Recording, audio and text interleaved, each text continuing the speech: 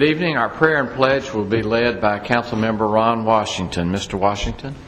Yes, first of all, before I do that, I want to go on record for thanking the public for the past election and congratulating Councilmember Gilley and our new Councilmember Eddie Smotherman for being reelected along with myself, and thank Chris Bratcher for his long time of service. And I told him, I said, I'll be calling you, bro, because he knows a whole lot more than I know as far as the history of what we've been doing up here. With that said, let's have a moment of silence.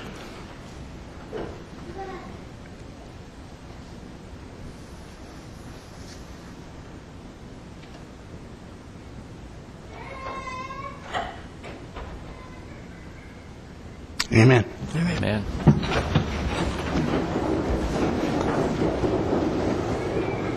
I pledge allegiance to the flag of the United States of America and to the republic for which it stands, one nation under God, indivisible, with liberty and justice for all. Good evening and welcome to the Murfreesboro City Council, April 19th, 2012. I certainly want to add my thanks to those voters and people who took an interest in campaigning and campaigns and elected our council members for the next 4 years. And I certainly offer my congratulations to Mr. Smotherman and our two incumbents who won, and our thanks to Vice Mayor Bratcher. And at some point in the future, we will have an appropriate ceremony to lay the wreath and right? No, and to thank you for 24 years of service to this council. And you've got another couple of weeks here, and I'm going to ask you to, if you would, chair the council meeting next week when we have several public hearings, as I will be out of town. And that may be a good thing, but I apologize for not being here on your last meeting, but I certainly am happy that you'll be here to preside. I think I can handle it. I think you can too. Oh, yeah. Also, we have the 20th anniversary of our City Hall building that Vice Mayor Bratcher built for us when he joined the council. And I guess that might have been one of the first votes that you took, was whether to spend no telling how much money to build an 800-car parking facility and a 30,000 square foot City Hall, which possibly 20-something years ago was quite an achievement and an accomplishment, and something that we have all learned, I think, to enjoy, and we're very proud of. So I want to say happy birthday to our City Hall. Did you have something? Yes, I would also like to thank Vice Mayor Chris Bratcher for embracing me when I came on the council 2 years ago, and my mom told me that you are the last of the originals that served with my dad. Yep. So I wish you all Godspeed and just enjoy life, and you won't have to take as many Tylenols as we take.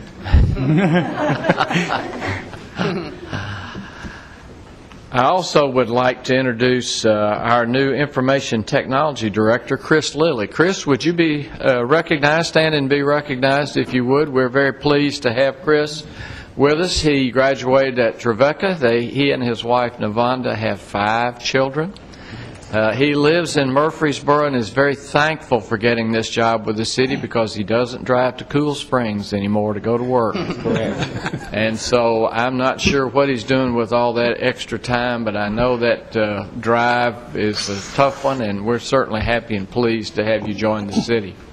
Thank you. Yes.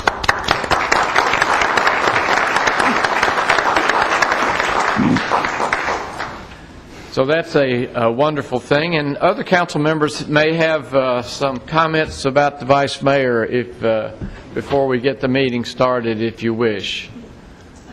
Are you blushing? It's called a campaign suntan. Okay, campaign suntan. All right. Chris, here's to hoping that your hair will grow back.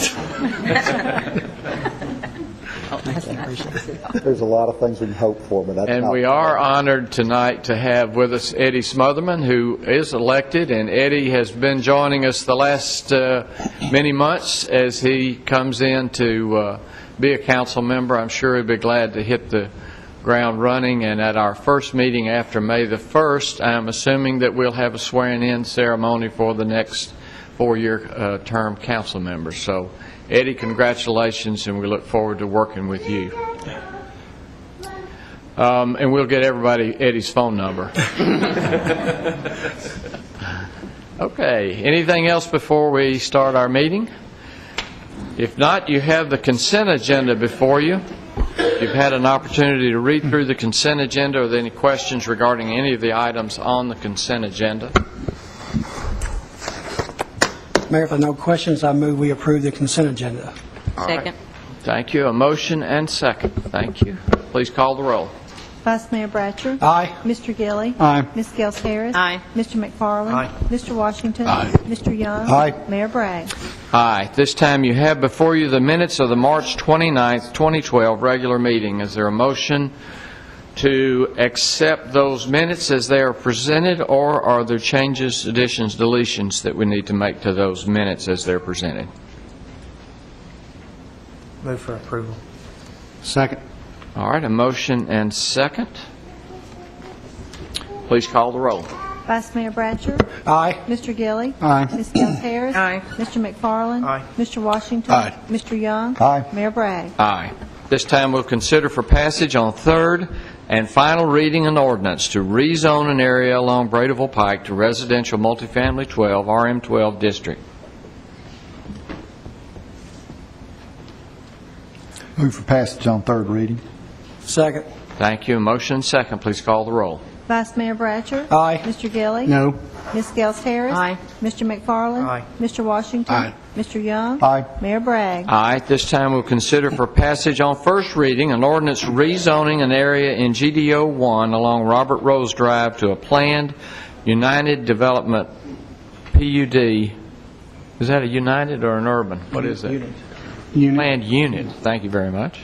Planned unit development, PUD district, and remain in the GDO 1.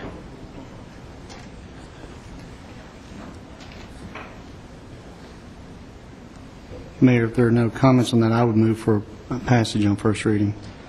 All right, you have a motion. Is there a second? Second. Motion and second. Please call the roll. Vice Mayor Bratcher. Aye. Mr. Gilly. Aye. Ms. Gels Harris. Aye. Mr. McFarland. No. Mr. Washington. Aye. Mr. Young. Aye. Mayor Bragg. Aye.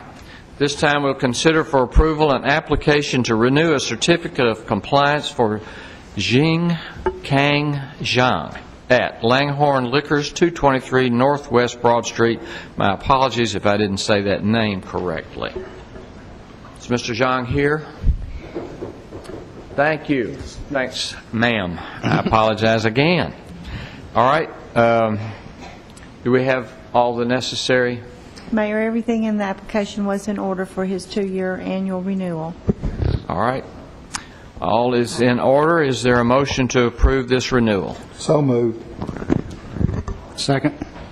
All right. Thank you. A motion and second. Please call the roll.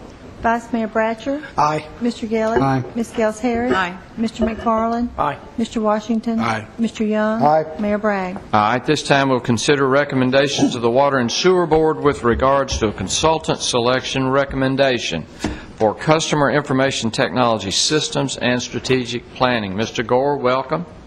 Mayor, Councilman, thank you for the opportunity to come forward tonight and present this.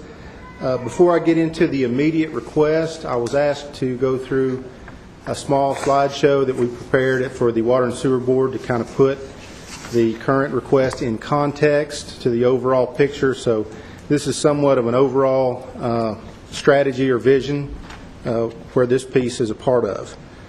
I will try to do this very quickly. Basically, I want to go through our current meter reading and billing process. Step one, we have a water meter in front of each house where that is metered into the dwelling. We have handheld meters where meter readers actually go by and walk and record the consumption in their handhelds. We then download that data into the handheld software. We then download that into our COBOL utility billing system. And I've got that bridge up there for a reason. We then transfer that data to our bill statement preparer, and then that bill is mailed out and the customer receives the bill. So this is our current process. What we are looking forward to in the future is step one, which is to basically connect the customer to their utility bill via e-presentment, web portal, and introduce an IVR system. There has been an RFP prepared that is in legal's hands. We're going through that final polishing to put that out on the street. We expect that to happen in the next few months. IVR is? Interactive voice recognition. Thank you. These are just some of the blow-up. We're looking at trying to accept credit card payments via the web, e-billing options where the bill is emailed to you, interactive voice response system. It stores our responses made by callers, and we can respond to customer complaints and record customer conversations and review those if there are complaints. Step two, and that's where this current proposal really ties into the process. We're looking at replacing our COBOL system, which is not an ODBC or a Open Database Compliance software. It is a programming language. We're looking at bringing a new customer information system in that would allow an interface and inquiry capabilities with Open Database architecture. I'm going to take away those bridges and just say that that's going to become an ODBC compliant software. What that allows is, again, the customer is able to get on the web, make inquiries to their account with regards to payment history, read dates. They can look at consumption data. We can offer multiple billing formats, levelized or budget installment billing. We can send out notices with this software. We anticipate to be able to do this through email, text, and voicemail messages. We've got other CIS functions, remote service requests, meter maintenance, inventory control, and I'll get a little bit more on the AMR, AMI connectivity, and I'll explain what those acronyms are as well. Bottom line is, this is the proposal of the $319,000 that's before you, is to have a consultant come in and help us through this procurement process for our customer information system software. This is in the future, but step three, we're looking at omitting the walk-by and meter reading process via handhelds and actually go to an hourly wireless meter reading. That's called AMI. It's Advanced Metering Infrastructure. All of the meters would have a battery and would be able to transmit wireless readings per hour to a data collector, and that would be transmitted back to our department. The very unique capability of this would be now that we could be in a proactive position where we could tell customers that they had early leak notification. If we saw consumption through the night, we could notify them before they even knew they had a leak. Also, if we saw theft or any anomaly in your regular consumption curve, we could pick that up and notify the customer that we see something amiss. Also, soft turn-ons and soft turn-offs. This is just kind of a blow-up of that picture.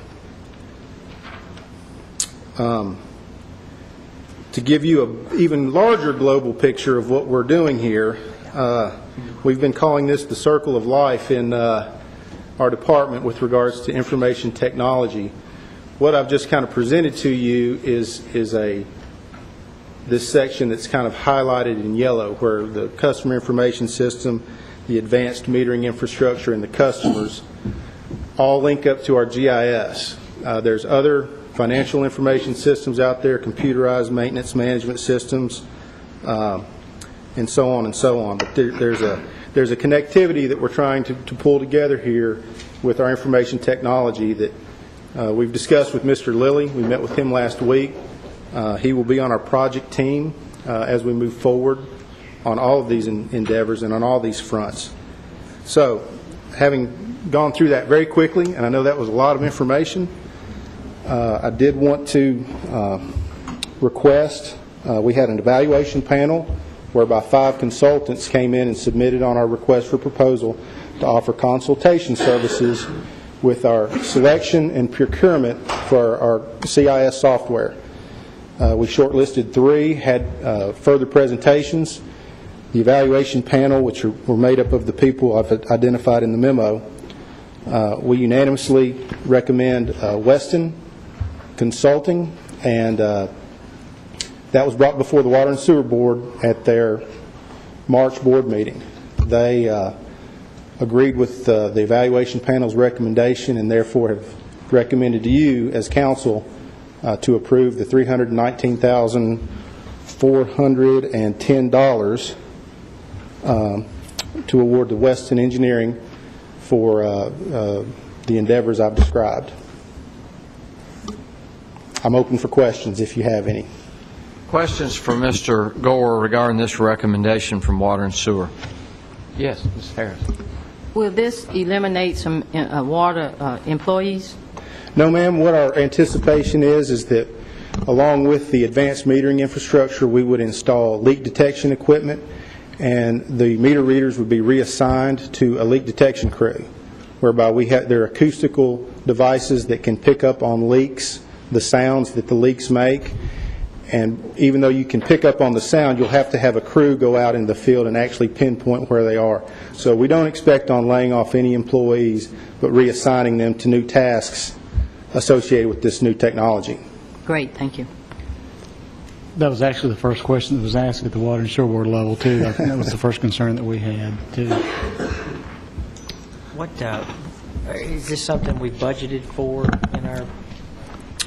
It's something that I think we budgeted for to some degree last year. I don't think we budgeted entirely. We do have what we expect to expend this fiscal year is about a $50,000 expenditure, which does fit within our kind of our outside consulting line item. So we would stay within budget this year, and we would budget for the remainder in the following year. In fact, Mr. McFarland, with the city's CIP, we're looking at a master plan for all of the city's information technology, and we'll be coming to you with requests for funding for our financial software, our human resource software, and many of the other ways we communicate both internally and externally. So there's going to be more work and more funding that'll be proposed to you for your consideration. And this is also to several responses that we've gotten over the last couple of years about being able to get online billing, online response that, most people have just become accustomed to now. So yes, this is to get us up to speed with our neighbors, correct? Right. So Yes, ma'am. And once approved, what would you say the time span would be for implement? We hope to have the first item is basically for the consultant to draft a request for proposals for us to go out and solicit vendors in this CIS arena. We would hope to have that accomplished and someone selected by the end of this year, and we're looking at about a 12-month implementation process. So hopefully by end of year 2013, we would have this up and running. That's our goal. Thank you. Other questions or comments for Mr. Gore regarding this recommendation?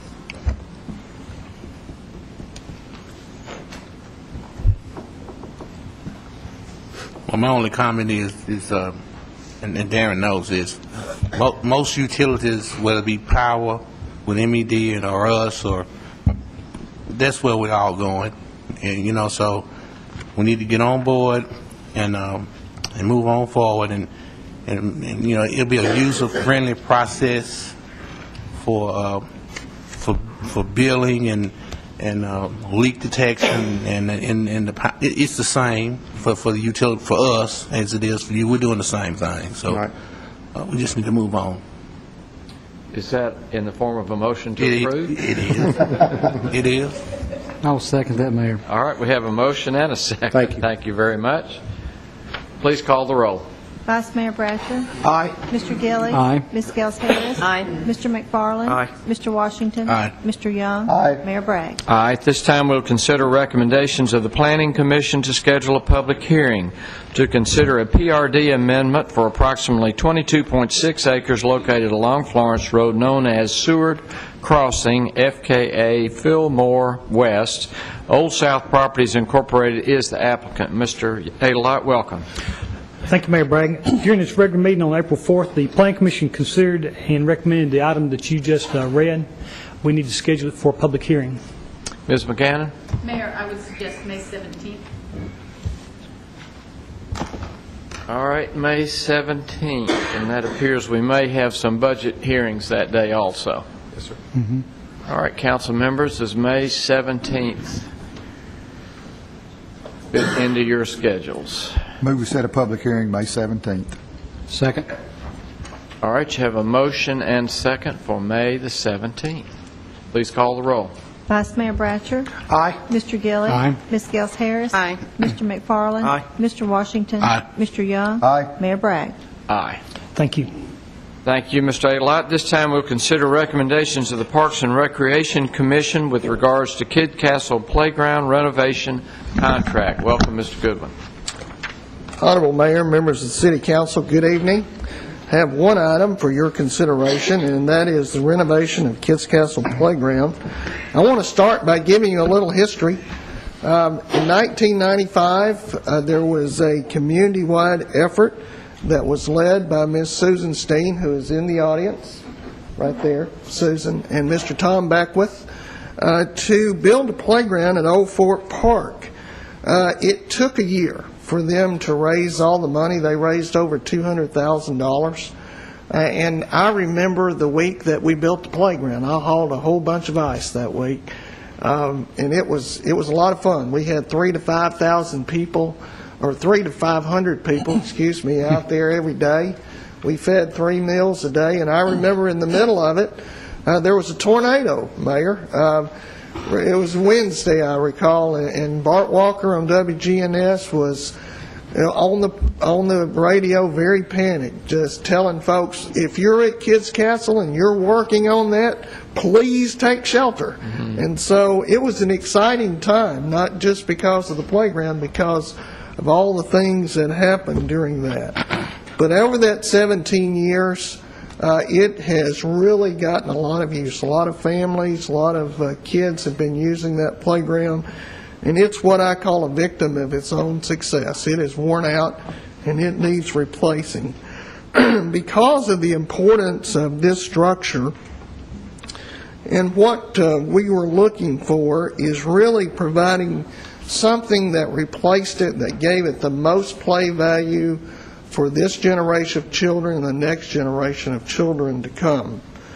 So rather than just using standard specifications, getting an architect or an engineer involved, or start just getting pieces to replace it, what we wanted to do is really challenge the playground industry in a design competition and see what we could get back from the playground industry.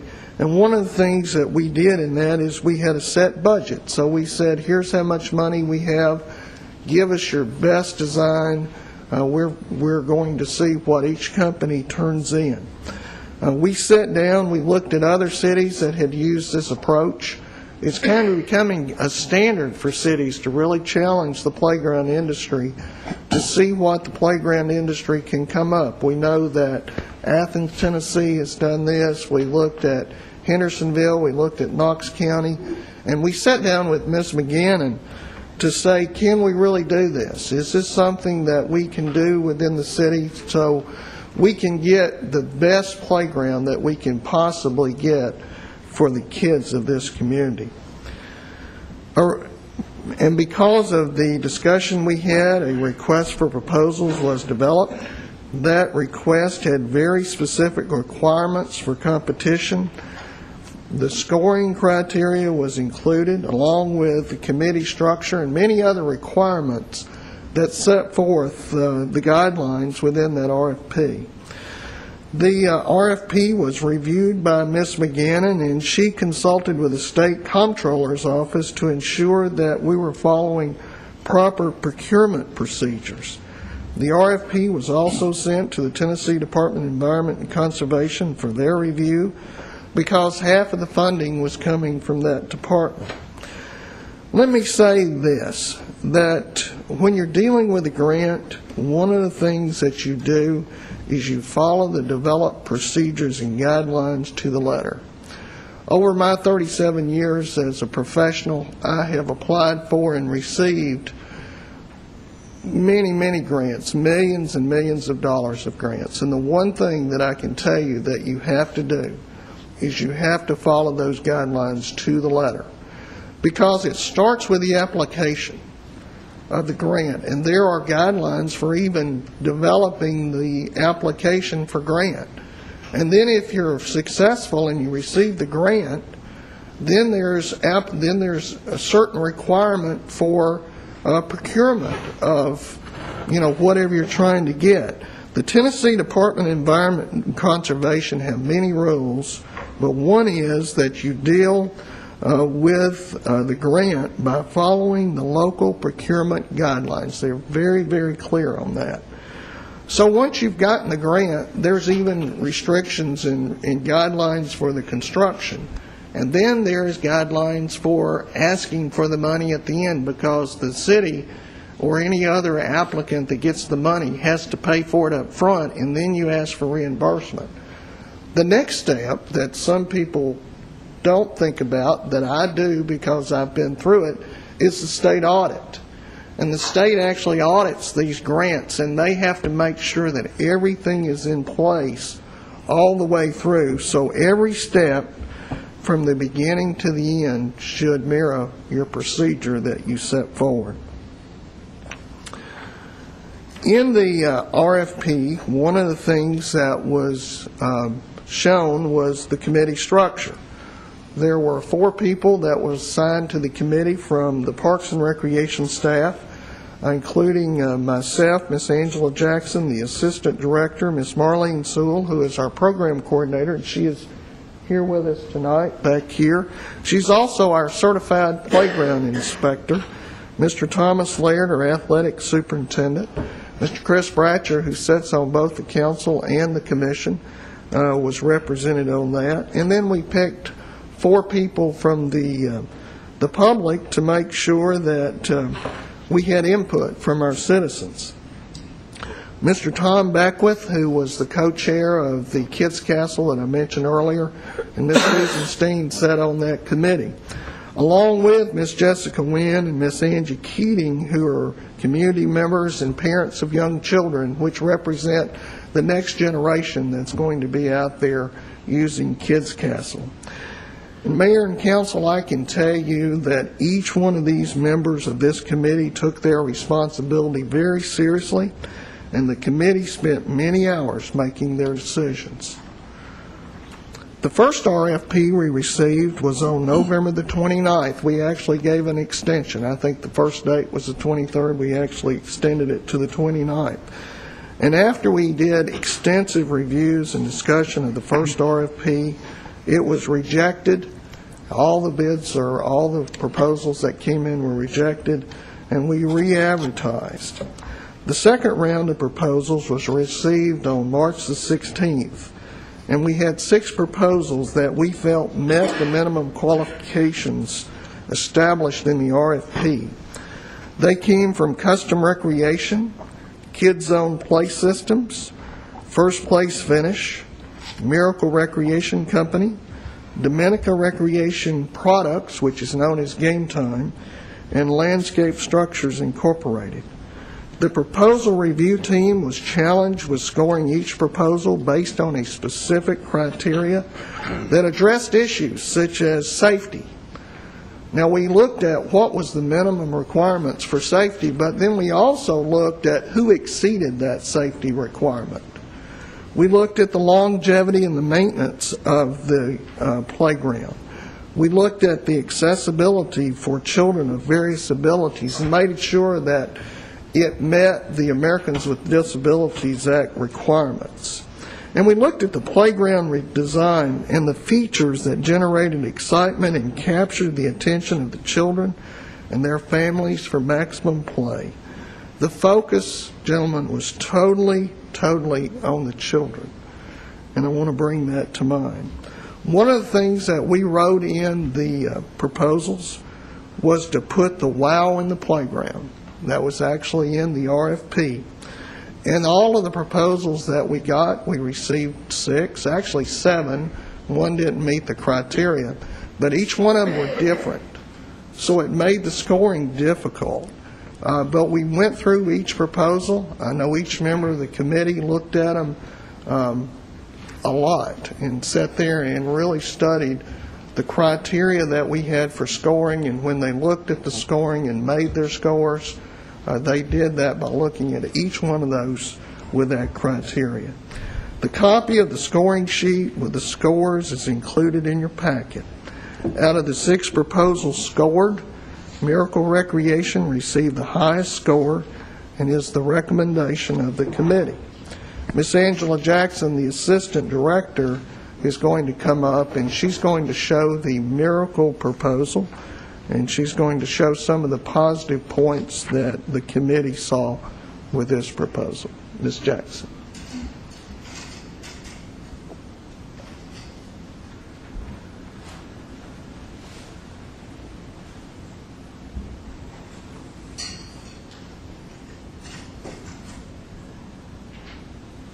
Angela. Camera on it.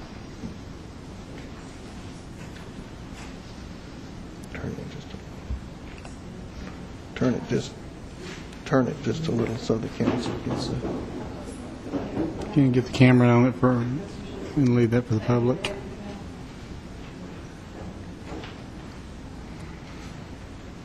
Can the members of the council see that? Mm-hmm. Welcome, Ms. Jackson. Thank you. Good evening. Is the proposal for Miracle, and I want to kind of walk you through just a little bit some of the things that our committee are most excited to recommend today. If you start here, coming through the entrance, and those of you who were involved in the first project, one of the requirements of our RFP was that the bricks that were donated stay and be a part of that project. So as you come over the existing bricks and walk through the entrance, from there everything changes. Walking through here, the first thing you find is a toddler area. This has a crawl tunnel for toddlers, and this playground surfacing here is very unique. It's something that's relatively new to playgrounds in terms of being commonly used. It is a synthetic turf grass and is something that, with the playground surfacing, the poured-in-place playground surfacing, it can get kind of hot in the summertime for crawlers, for kids that are there on the poured-in-place. And we really liked this because it looks very much like turf grass, still meets safety standards as far as the fall factors, and is something that we thought was a really nice addition to the toddler area.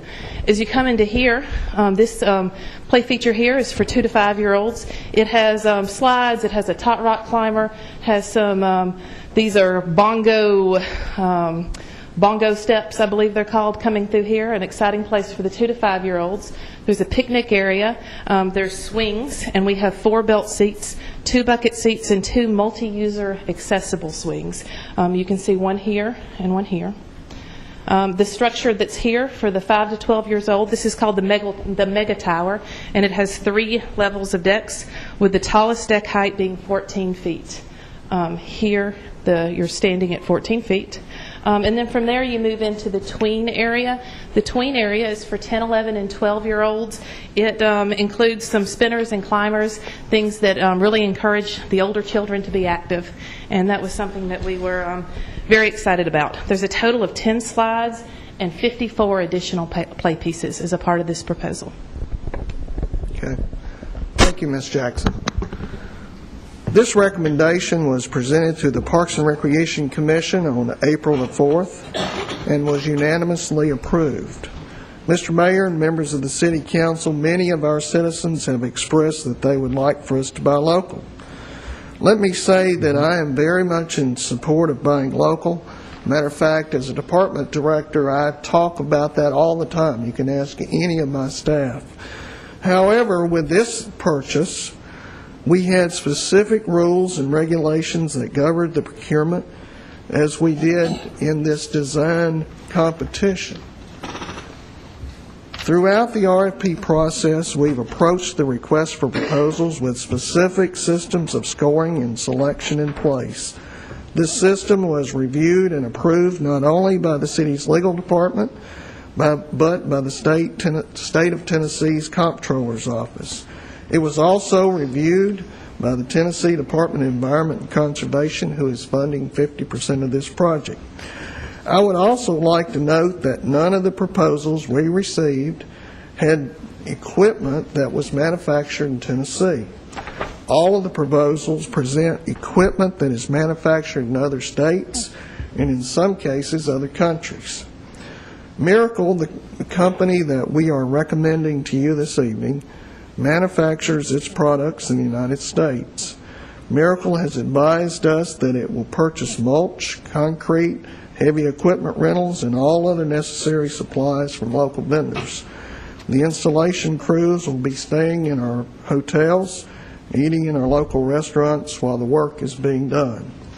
And based on the recommendation of the selection committee and the recommendation of the Murfreesboro Parks and Recreation Commission, it is recommended to the City Council that the renovation of Kids Castle be awarded to Miracle Recreation Company in the amount of $300,000.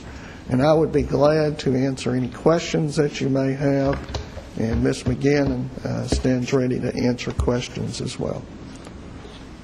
All right. You have this recommendation of the Parks and Recreation Department. Are there any questions? You've got some extensive materials, I think, before you. So we'll put Mr. Goodwin on the hot spot. Mr. Gilley? Mayor, thank you. You know, to me, part of the main thing that was really so special about the original Kids Castle was the local factor of it being built with local hands. And this is an issue that I think we've had more public outpour of support for it staying local than any other issue that in the last several years on the council. And I really I have a hard time with awarding this to an out-of-state firm. We've gotten a lot of calls and a lot of emails from folks, and I think that's why the vast majority of folks are here in the audience tonight is over this issue.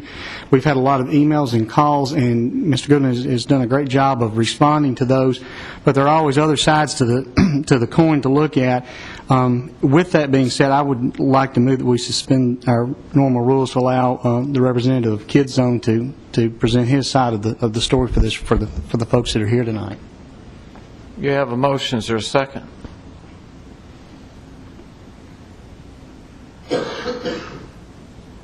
I'll second.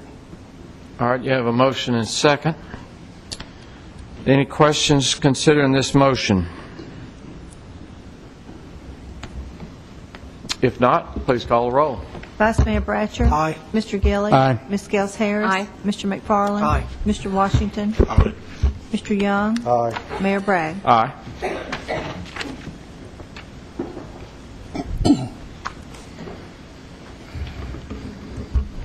Honorable Mayor, members of council, thank you for your time. I know it's valuable, and I know you didn't have to do this, so I really do appreciate it. Before you tonight, there is a notebook, and I promise not to take up too much of your time. I'm here tonight to ask for three things. One, I'm here to ask for the retraction of all bids due to some bidding irregularities. Two, I'm here to ask, respectfully, for clarification of incorrect information regarding our company in the minutes for tonight's meeting. And three, I'm here to offer a proposal that I believe best suits the Playground Committee and the city. Each one of you has a notebook, and on the inside of that notebook, there's a little follow-along sheet. If I could ask each one of you all to grab that. As you're doing that, if you could flip to tab 1 in your notebook.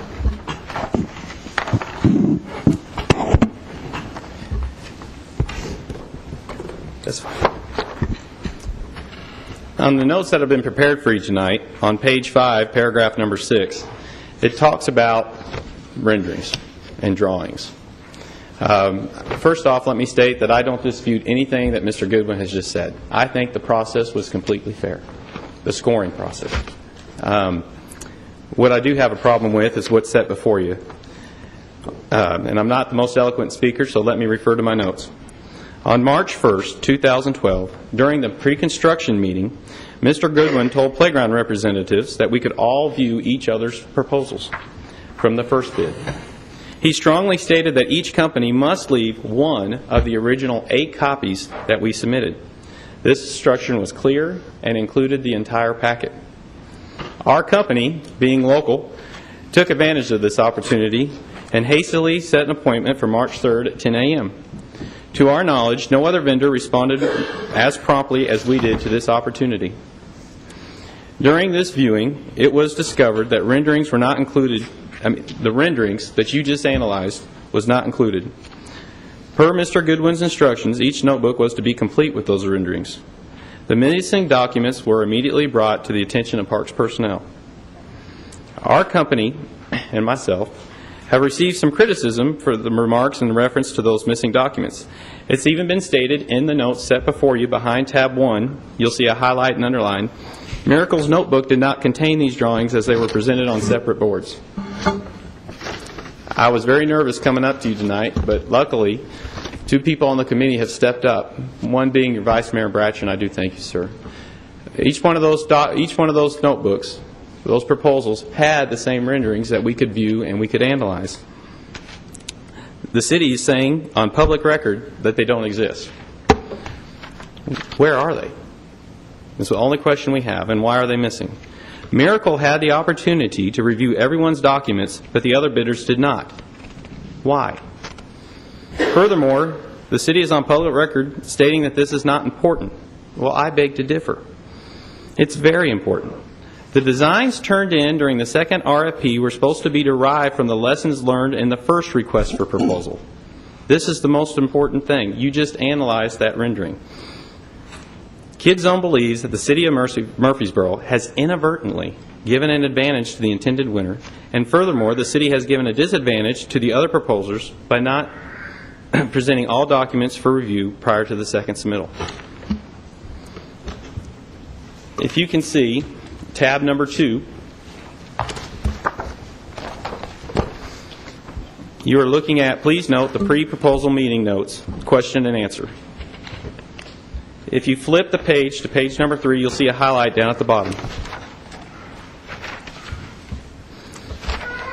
The question was posed by me, a member of KidZone Play Systems, and another company's representative sitting next.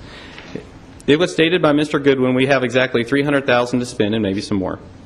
The note on the first proposal included additions as please note, our first proposal included some additions as well, however, nothing was mentioned. We had asked the question, do you have, it was stated in the bid that we have $300,000 with a 5% contingency. I asked the question, do you have $285 with a 5% contingency, or do you have $300 with a 5% contingency?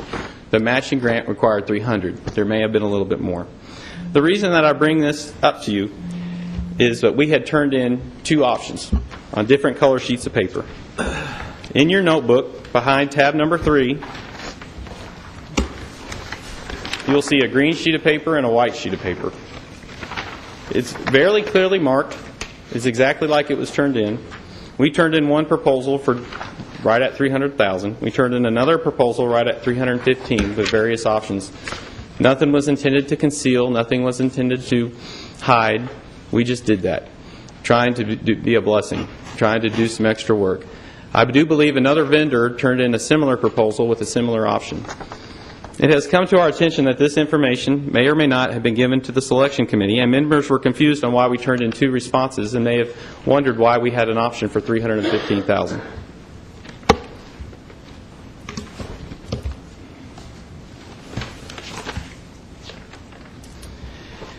Again, KidZone believes that the City of Murfreesboro should remove all bids for these discrepancies. I'd like to move on to my second point. Please turn, I'm sorry. My second point being the retraction or clarification of incorrect information regarding our company in the minutes of tonight's meeting.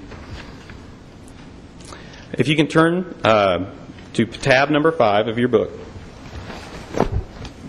you will see a highlighted area, and within that highlighted area, there's an underline.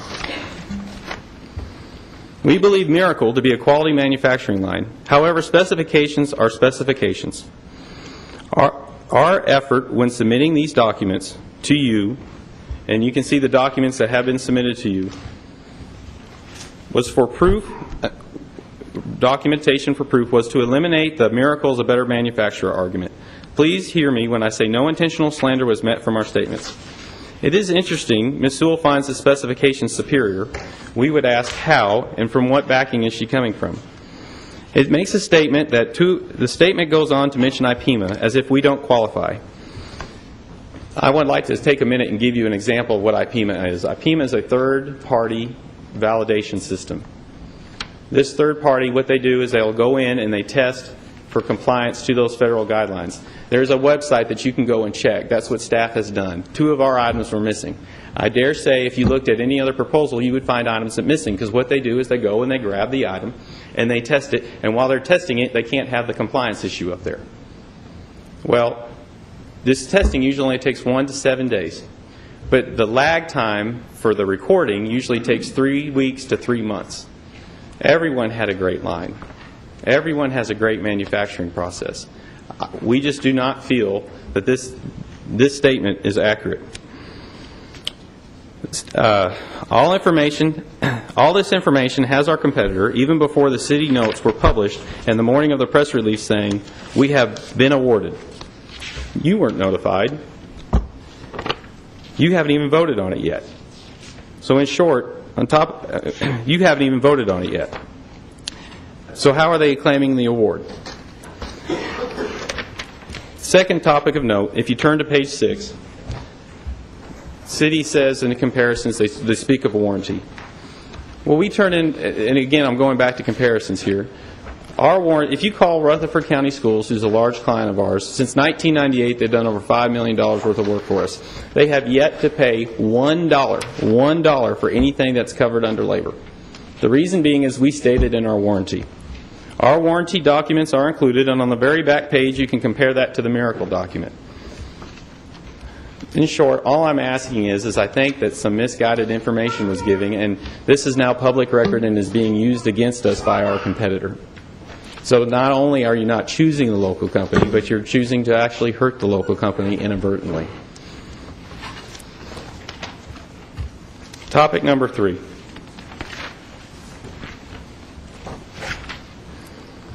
While you're turning, if I could have you all turn to tab number 8, and while you're turning there, I would like to read a statement.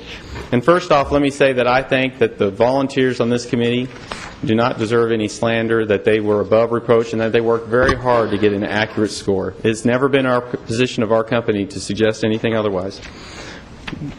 But let me read you some portions of the response turned into your notes by the committee members. This one comes from Tom Beckwith. We were given guidelines for selecting the new playground design. This is, within his letter that was submitted, paragraph 4. We were given guidelines for selecting the new playground design. My favorite playground design didn't score the highest with me because of ADA concerns. It's not about what I want, it's about what's best for the kids. The approved design was selected using the guidelines that were given. Ms. Steen goes on to say in her letter, paragraph 4, the response to our final choice has really surprised me. It was a difficult decision, but we were as objective as we could be, considering that one person's taste in design is purely subjective. We got down to scoring based on items that were included in the request for proposal. I want you to hear me. The playground I wanted to win didn't. My score on the playground I wanted to win was lower than the score on the playground we chose. What I wanted to happen, to keep business local, would have given us the winning design in an overall package. To be very honest, I only liked one design when I looked at everything presented, and that design is not the one we chose, nor is it the design of the local committee. In the end, I like parts of 4 different designs. Why do I bring this up? This is my point number 3. I'm here to offer a proposal. On the handout that I gave you,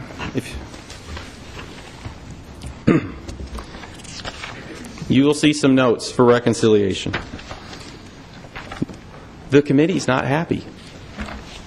Two of the people that brought the playground to Murfreesboro said that they wish they could have got what they wanted. What's the rush? There's an Irish proverb that states, God made time, but man made haste. So what have I presented to you tonight?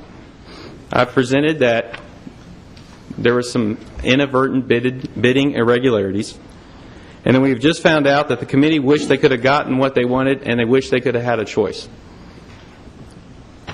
Why is the city so anxious to commit this $300,000?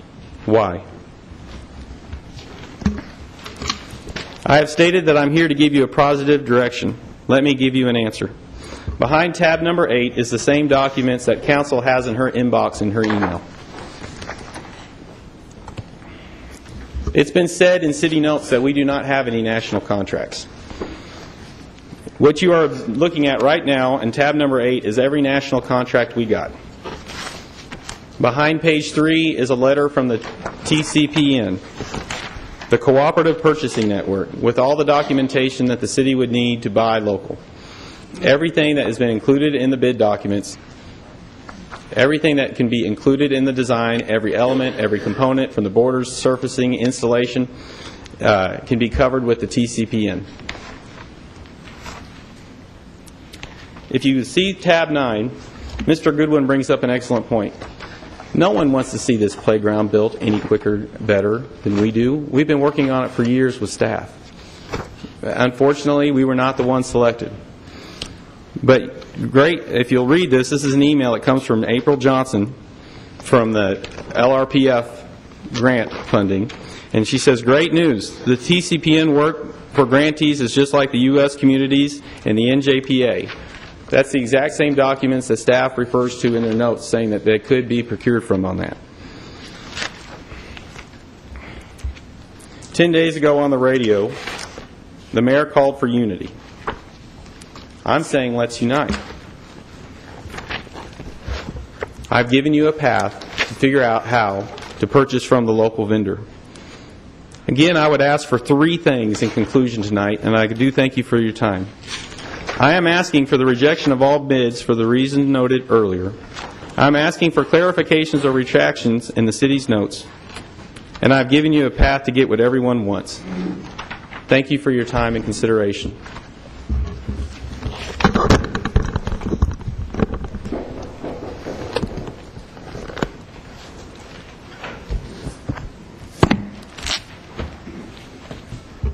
Thank you. Any questions for Mr. Goodwin or for any other members of city staff? Do we have the board from the Kids Zone proposal We do, to look yes, at? sir. Can we see that too, please? You bet. Would you like to see that now, or would you like me Please. to address some of those issues? Yeah, let's go ahead and look at that, and then you can address those issues. Sure. And do you have the board for the second place finisher too? Yes, sir.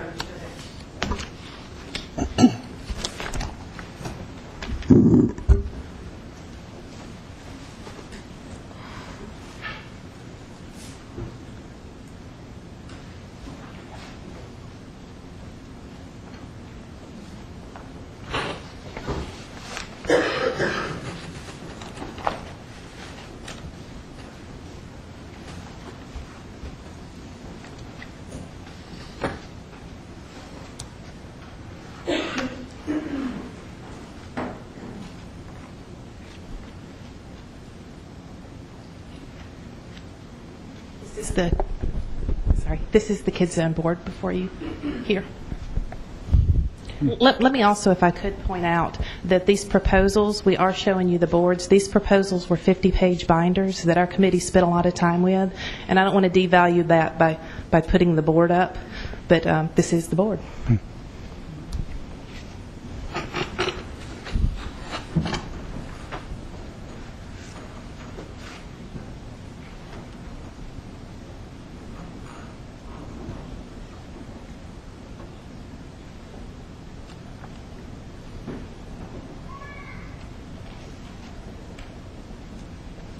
If I could, Mr. Mayor, just point out one of the things that Mr. Hardesty brought up was there was 2 options in his second proposal. Remember, the first ones were all rejected. We looked at the 6 second ones. The entrance was what was in option 2, and that was it was additional $15,000.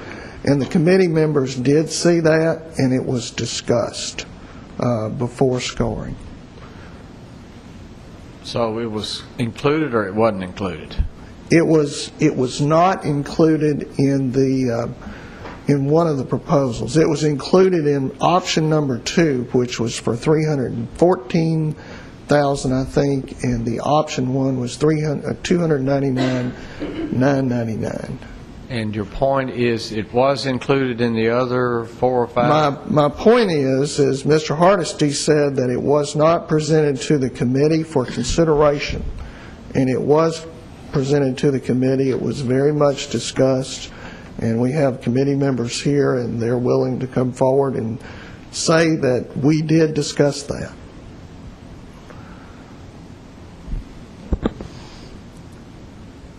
Question. Ms. Harris? I guess my first question is, legally, and I'm going to turn to you, Ms. McGowan.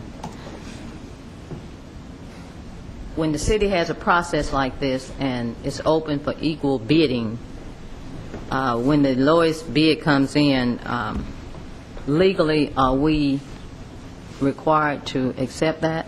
That's going to be my first question. I have several, but... In a competitive bid situation such as this one, the city expressly retains the right to reject all bids. It does not have the right to go with the person who was not lowest or best and say that it was as a result of this process. So under this fact scenario, using this procurement process, in my opinion, the city would not have the ability to go to another provider. It would have the ability to reject the process in its entirety. This was not a low bid, so to speak. No, but it was competitive under our charter and state law provisions. As you saw from the materials in your agenda, the comptroller's office concurred that so long as it was open, clear specifications, that you would have the same characteristics as a low bid. In this case, as Mr. Goodwin has said, it was a design competition, so the best score on the design should be treated as the functional equivalent of a low bid on a dollar-based bid. Ms. Harris? Okay. I don't know if I understood. Okay, if not, let me go back and be sure I'm clear. You can reject all bids. You could not, in my opinion, under this process, say we are rejecting the best design bid in favor of the second or third best design. Okay. Just based on, unless there was a factor that was shown that would indicate they were not, in fact, the best design. Okay. I think it was heavily addressed safety issues. That's one of the main concern of Kids Castle. The original Kids Castle, me and my dad helped build. So right. I remember you talking about that. I very much remember that.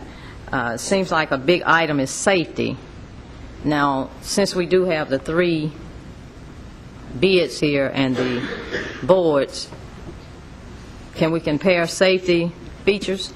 Well, we can look at things that are what we consider safety features that may be a little bit different on each one of the particular boards. Yes, we could do that. For example, Mr. Hardesty's, you can see his board here. He has 2,300 square feet of rubberized surface, and then the balance is in mulch, which is all meets the requirement for safety purposes. We consider the rubberized surface a little more accessible for ADA purposes, and then also based on the statements in his request, it looks like he's running a concrete sidewalk through the playground even though it meets the fall requirements and so forth, generally speaking, we do not put hard surfaces in playgrounds. The other, if Ms. Jackson could take down the first one. In the Miracle bid, one of the things that we looked at is something in the industry that is a safety feature is hoods over the slides. And one of the reasons that manufacturers put the hoods over the slides, if you see the kids, they like to come out of the opening and stand up on the slides. They'll actually grab a hold of the panel and stick their head out. With the hoods, it makes them sit down on the slides, so we saw that as a safety issue. And just a little plus, so to speak, in terms of safety. Leave that down if you would. And then also on the 2 to 5, if you look at the railing that's in the 2 to 5, it's developed to crib standards, and all of the safety supports are running vertical instead of horizontal. On Mr. Hardesty's, those are running horizontal and actually provide something for them to climb on the 2 to 5 area. So that was something else. I mean, there's many things that we talked about in the committee. One of the other points that Mr. Hardesty brought up was unfair practices that he thought gave advantage to Miracle. Let me tell you, in the first proposal, we requested no more than a 50-page document. We did not request the boards. The boards were brought during the presentations. Some people went ahead and turned boards in. During our first meeting with the committee, and I can get a committee member up here and they will tell you, we did not present the boards to the committee. We only presented the notebooks because that was the requirement. In the second RFP, because it seemed to be very helpful for the committee members, we went ahead and said you can, if you want to, submit boards with that. And so when Miracle came by to pick up their information, they picked up everything but that one notebook that was required in that first RFP. And we can show you the RFP if you'd like to see it, because it's very clear. It's in black and white. Mr. Gilley? No. Do you have something? Other questions, Ms. Harris? I'm sorry, I didn't mean to interrupt you. No, that's okay, ma'am. Mr. Mayor, I know that Ms. Steen, who sits on the committee, was sitting back here, and she said if she could have an opportunity to speak, she would like to. I don't know if you want to suspend the rules and let her. But also, Ms. Tammy Phillips from Miracle is here, and she can answer questions on behalf of Miracle if you'd like that. Mayor, I would move to suspend the rules for Ms. Steen to be able to speak to us. All right. All right, is there a second? I thought we already did. That was for the speaker. Is that just the other one. suspended for each speaker? I think so. Or you can Second. add or subtract. You can do whatever you want to do. There was a Second. All right, we have a motion and second to suspend the rules for Ms. Steen only. Is that correct? Yes. All right, motion and second for Ms. Steen. Please call the roll. Vice Mayor Bratcher. Aye. Mr. Gilley. Aye. Ms. Gels Harris. Aye. Mr. McFarland. Aye. Mr. Washington. Aye. Mr. Young. Aye. Mayor Bragg. Aye. Ms. Steen, welcome. Hi. It's been several years since I have stood here. Last time I was here, I think I was begging for money to build a playground. And back then, you all weren't quite sure that, not you, but the people who sat here weren't sure we even needed a big playground. And first of all, I would like to know how many people in this audience participated in building the first playground. If you'd raise your hand. Thank you. Thanks. Well, thank you. We had 3,000 volunteers help build that playground. And part of what I really want to address, my husband is probably having a heart attack because I swore I wouldn't speak. But so much of what is going back and forth here has lost one really important point. And that is that we were given a job to do, and we did what we were asked to do. And it was very difficult to say that the playground I wanted did not win our vote. I did hear their board was here, and it actually was Tom Beckwith's favorite playground too. But we were outvoted. We liked this one better because it had the castle feel. I liked the thing that you could ride up and down on. There were several things that, it's not showing up. And there were just several things on there that were great, but they weren't the big picture of what we had said we had to have. And we followed the rules. That was really important to us. After all of this happened and all of this feedback started coming, I think what has really aggravated me and that I feel like needs to be heard very clearly is that it was 17 years ago. This playground has been falling apart for at least the last 5 to 10 years. If this community full of people who want to do the right thing with a local effort had stepped up 5, 10 years ago and said, wow, we better get a committee together, we better raise some more money, you all would not be sitting here and we would not be arguing and having hard feelings among friends because we followed the rules that we were asked to follow. And it breaks my heart because if you want to talk about a community-built playground, it's not about using the local company. It's about people in this community banding together to build it, tornadoes or not. So I think the point is being lost. It would thrill everybody to use a local company, absolutely, but that was not what was in the grant. And in the meetings, I know I said several times, why can't we take the best of every playground and then have the local builder build it? And it was made very clear that the legal end of it is you follow the grant guidelines. And we can't take the best of everything and then give it to our friend. So I guess that's why I stand here, because it's not about whether we like Mr. Hardesty. He is a swell fella. I have a lot of friends who are in this room tonight and probably are not real fond of me at this moment. But my heart is in the playground that is out there right now. And I just absolutely hate to see the ugliness that has come with our efforts to put something in its place. And I'm so angry at the people in this community who wouldn't step up and do something, volunteering to put it back like it was. And they waited until now when a gift was given of money and we were asked to choose the design we thought would best serve the community. And I just think you need to know that. I think the citizens ought to be held accountable, and if they can't step up and do it themselves, then they have to take what's put before them. And that's just the way I feel about it. Thank you. Thank you. Any other questions or comments?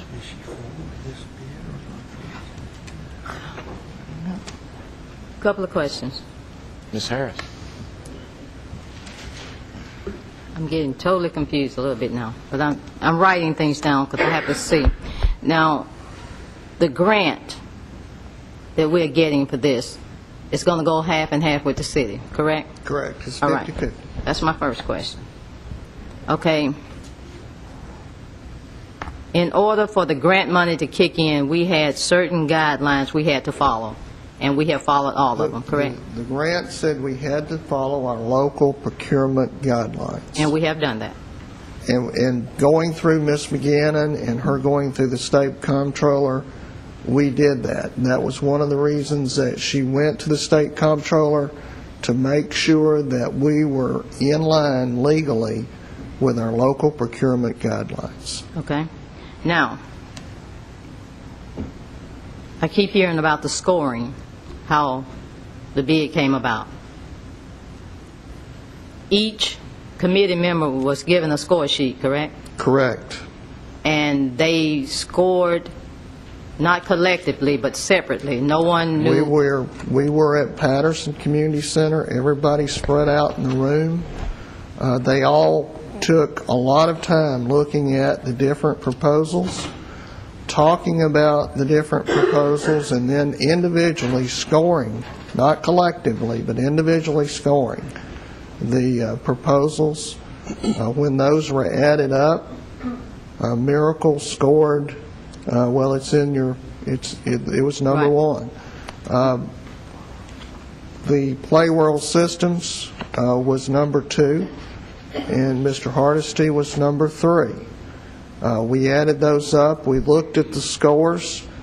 Even Ms. Steens and Mr. Beckwith's scores on the Miracle was higher than this, mainly because they looked at, in this proposal, number 2, it was not as accessible with ADA. It has transfer stations instead of ramps.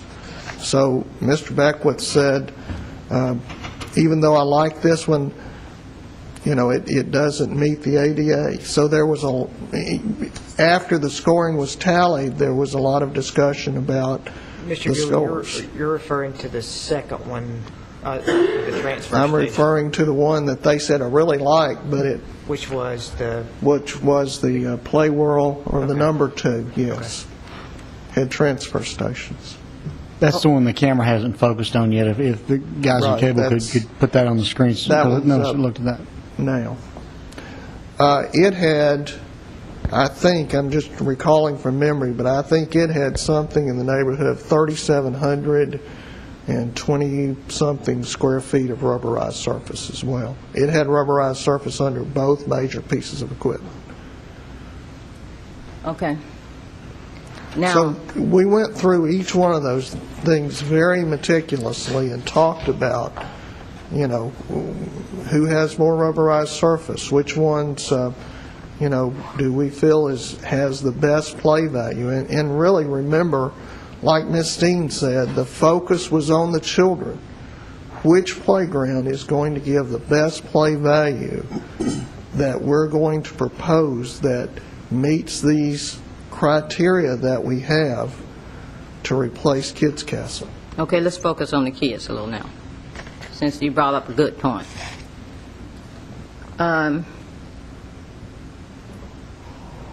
Miracle, they're the large one, right?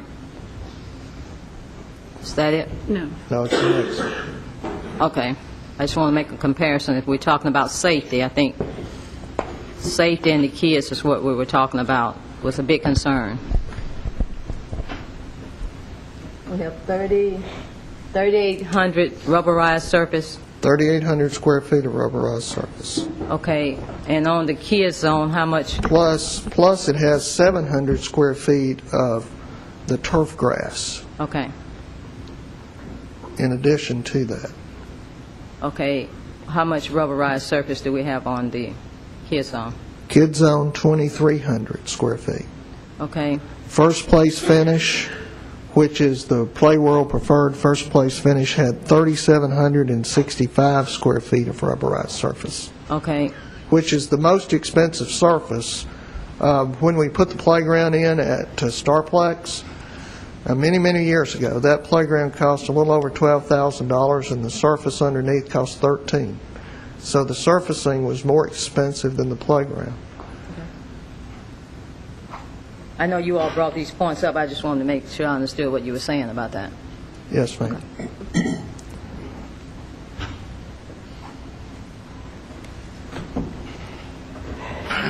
Other questions?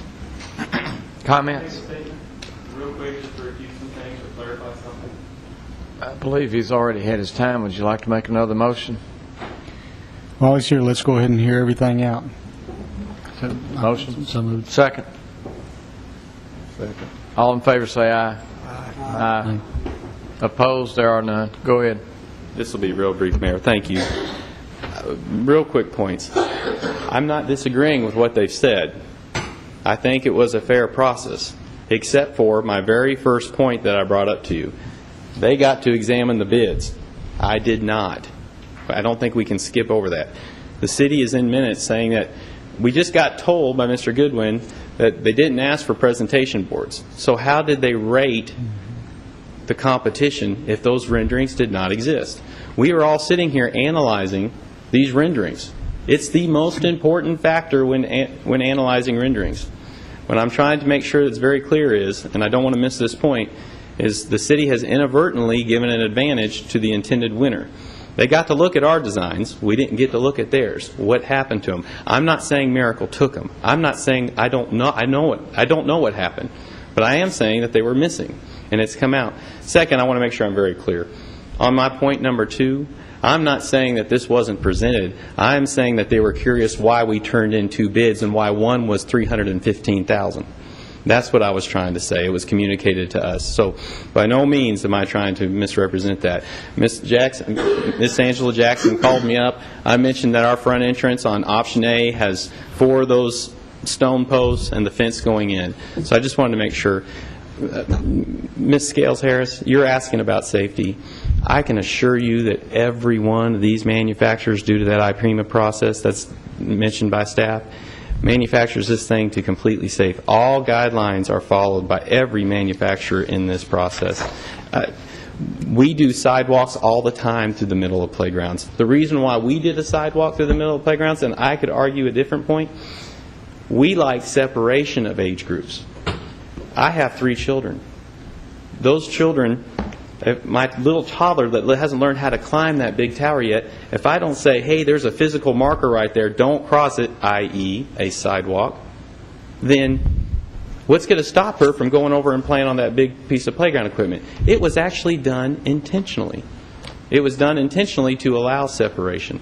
That actually constitutes an accessible surface. So I don't know if we're getting credit for that through the middle of the playground. That's what I was just trying to say. All these manufacturers are safe, but I don't want to, with all this thing about the kids and the safety, that's fine. We want it to be about for the kids, but I don't want to miss my main point, and that's what I'm trying to say. And I'm not throwing spears or anything. I'm just saying it happened. So, thank you.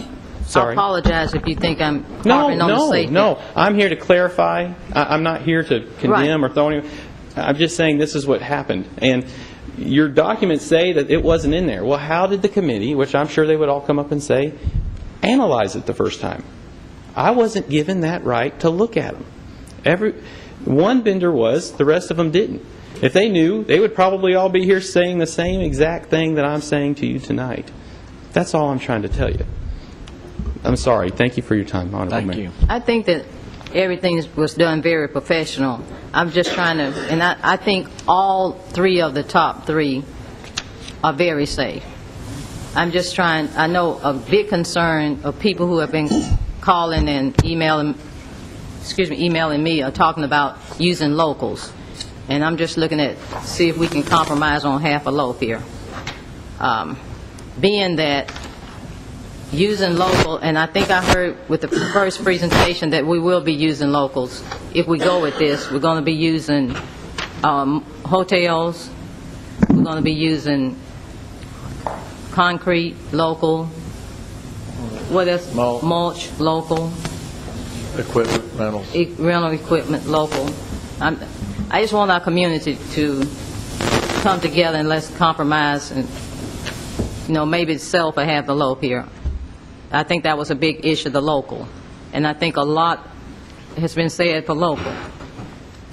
That's what I'm just trying to see if we can all leave whatever the decision is with locals. Okay. Like, half a loaf. That's all. Mr. Mayor, if I could, I'd like to address Mr. Hardesty's concern regarding those presentations. I'd like to clear that up, if I could. The city personnel that Mr. Hardesty referred to, that he brought this to it was to me, to my attention, and I'd like to explain from the beginning what happened. In our first RFP, we required a 50-page notebook. We said that was what we wanted for the RFP. This was in the first round. Though that round of RFPs was rejected, an incident that happened in that first round wasn't considered in the second round. But let me clarify what that incident was, because it was not, I think it's being misunderstood. Miracle's first proposal included separate boards. They did submit a 50-page notebook and the appropriate copies, but instead of including colored renderings in those notebooks, they included separate boards. This was not what we asked for, and had we scored the first round of RFPs, they would have been, docked points for not submitting correctly. When we had our first meeting, as Mr. Goodwin said, we only brought the notebooks to that first meeting. After that, we scheduled presentations from each of the proposers that submitted and allowed them to come in. One gentleman flew in from Minnesota to give that presentation. Our committee listened to each of those presentations. At that time, the different companies were allowed to bring boards, presentation boards. They were allowed to bring samples. Some people brought bags of mulch. Some people brought examples of post, a lot of different samples. When we rejected the first round of bids, what we said was, we are going to keep at least one copy of a notebook because that's public record. If you'd like to come and get the rest of your notebooks, because some of the companies requested to do that just so they could make changes, if you would like to pick up your boards, if you would like to pick up your samples, you may do so. At that time, Miracle picked up their samples, picked up their boards, and left their notebooks, just as we had said. When Mr. Hardesty came to look at the notebooks and look at the information that was available to him, he went into the conference room where we had everything laid out, looked at everything. When he came back, he stuck his head in my office. He said, "I want you to know that those drawings are missing." I explained to him at that time exactly what happened. They were presented wrong. Miracle would have been subtracted in points had this gone through, but they've already been picked up. If Mr. Hardesty wasn't satisfied with that answer, I feel like he could have taken that up with my supervisor or could have made an Open Records Act request.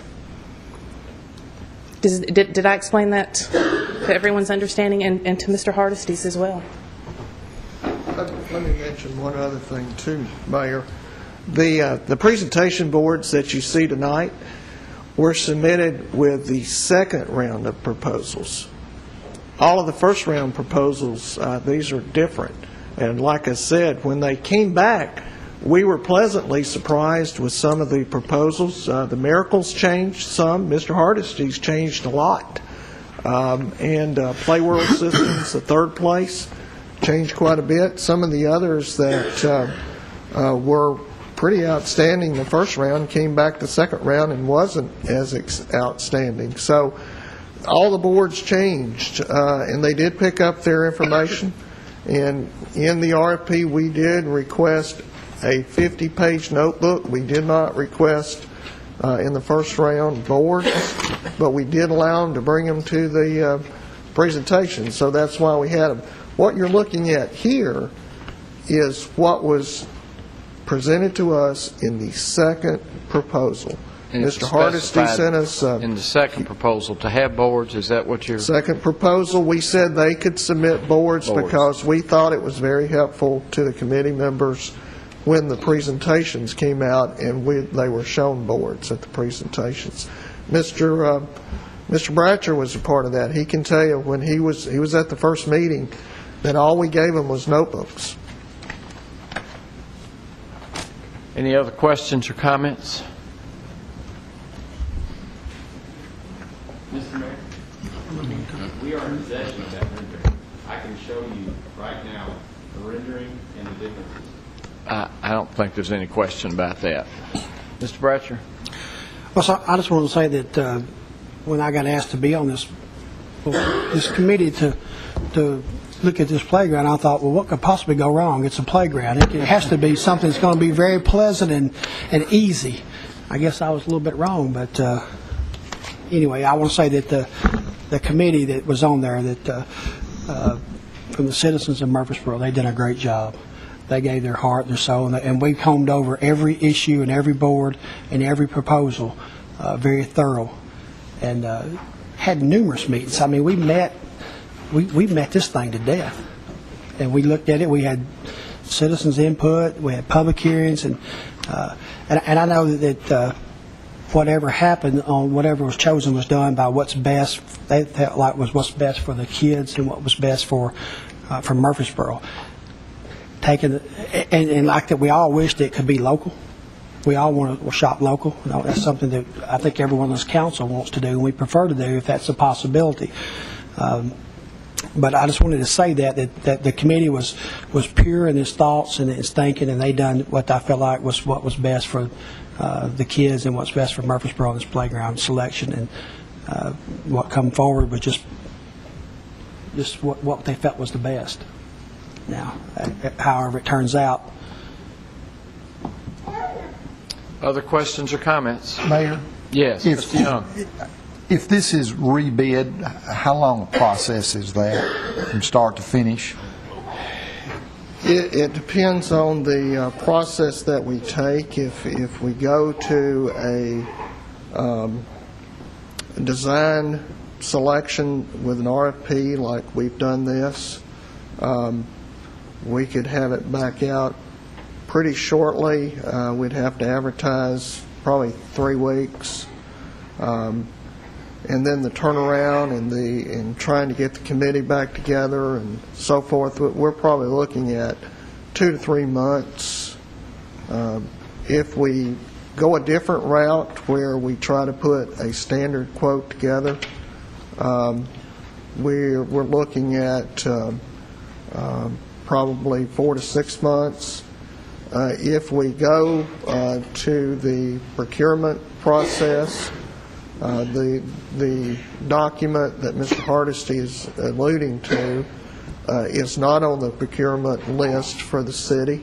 It would have to be adopted by City Council, and then we would have to work out some arrangements. Again, that will take some time.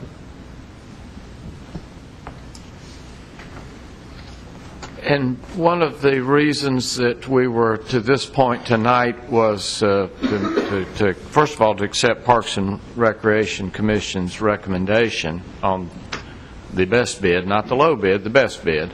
The best, yes. In their opinion. And the second thing was to try to get this underway so we could have the current kids' castle removed and a new playground up in what time period? Well, we were hoping that we would have it open by the first of summer, Mayor. This year? This year. Well, I want to thank Mr. Hardesty for going to all this effort. Certainly, I'm sure you don't want to do this every time you put out a bid, and I see this as an exceptional offering to us, and I appreciate the time and the effort that's gone into that. And I think you've raised very good questions for us to consider, and I know council has done so. But we still have this recommendation of the Parks and Recreation Commission before us, so it's possibly time to make a determination of whether we want to accept that or whether we want to do something different. So I leave that on that charming note to the council to decide what you would like to do. We make group decisions here. The mayor is not king, and no council member is above anybody else. We're all together. So, Mayor, I have a comment. Mr. McFarland. You know, I as someone who has young kids and knows and has gone to church with the individuals who are involved in this process and sits on boards, you know, the one thing that we're in this situation is a no-win situation. I mean, we vote to give it to the best person, and we have people upset that we didn't buy local. We reject the bids and go try to work with a local company, but we push back the kids on getting to use the playground. So, and I think, Ms. Steen, I want to say thank you to your comments, and they were very eloquent into putting things in perspective. As a Little League coach or a baseball coach, there's one of my best quotes that I tell parents that the great Ted Williams said that Little League baseball is the greatest sport in the world until parents screwed it up. And try to keep that in mind even with our kids now. So I want to thank the committee with the process that they've gone forward, and I wish. I mean, I'm a local business person. I have a small business, and Miss McGannon knows that I have sat with her on numerous occasions and to say, why do we have to do this? Why do we have to award this to? You know, why can't we do this local? And until there's a better way to do it, maybe there is that we haven't found, but so far since I've been up here, it's, you know, like what one astronaut said to the other when they're rocketing through space, does it make you feel comfortable? We're sitting here on something that was built by the low bid. So is there another way that we could do this, Ms. McGannon, to award local contracts? Well, as outlined in the letter that was sent to you, based on the dollar amount, you have a requirement for a competitive bid unless it meets certain exceptions. It's not a professional service. It's not an emergency purchase. It's not a sole source purchase. The cooperative purchasing types, the council's approved 2 thus far by resolution. If you chose not to go on design, but to have been referred to as just buy pieces of equipment and not to go with design, there may be a purchase option. The one that was mentioned in Mr. Hardesty's presentation is not one that's been approved by council. It's not under the same statute as the one that's been approved by council. I'm not saying that it is not available. That would call for some more research. It was put together as an interlocal agreement between governments by a Texas government. And the fact that it is used elsewhere in the state suggests that the city ought to be able to use it. But the city has not chosen to do so, purchasing under that statute heretofore. But the fundamental question would be is if the council is going to go with the competitive design.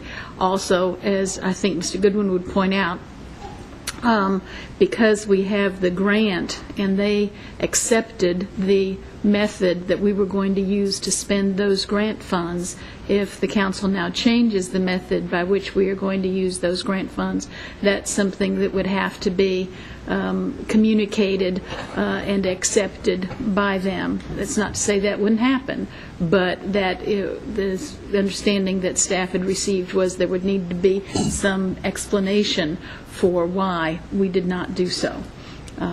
So that option certainly exists should you wish to reject all bids and explore a method of procurement you have not used and just to buy pieces of equipment. Thank you. Any other questions or comments?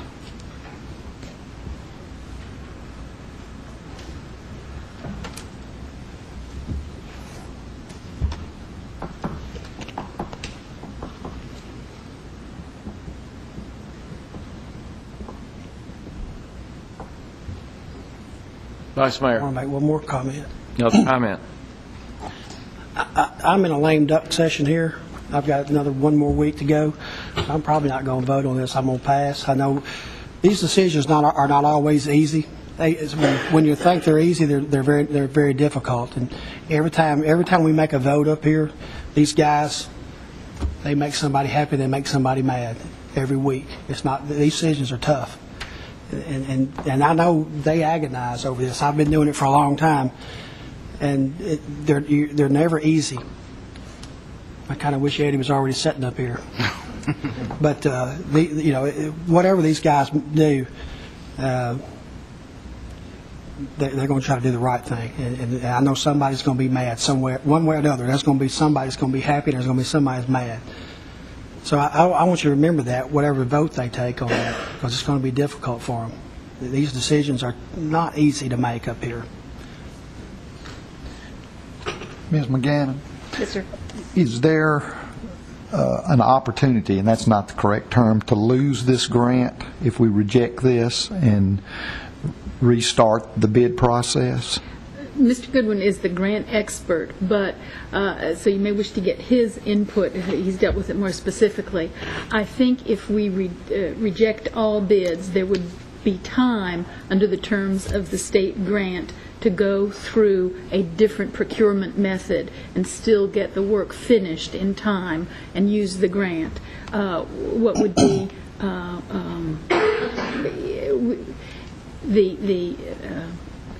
so I don't think it would be a loss. I don't want to suggest that it would call for the state to accept whatever different method the council decided to go that was different than the method they said they were going to do. But there would be time time in terms of the state grant. The timing problem would be, obviously for the children using it immediately and for the next round of grants, which would be for certain negatively impacted if you chose another method on this one. Thank you. That's correct, Ms. McGinnon. One of the things that we were trying to do, now there's no guarantee, but there's another grant round coming up. We have to be closed out by June 1st, have all the documentation done by June 29th. We would be eligible for up to $250,000. If we postpone, we would not be eligible. We have to have grants closed before applying for others.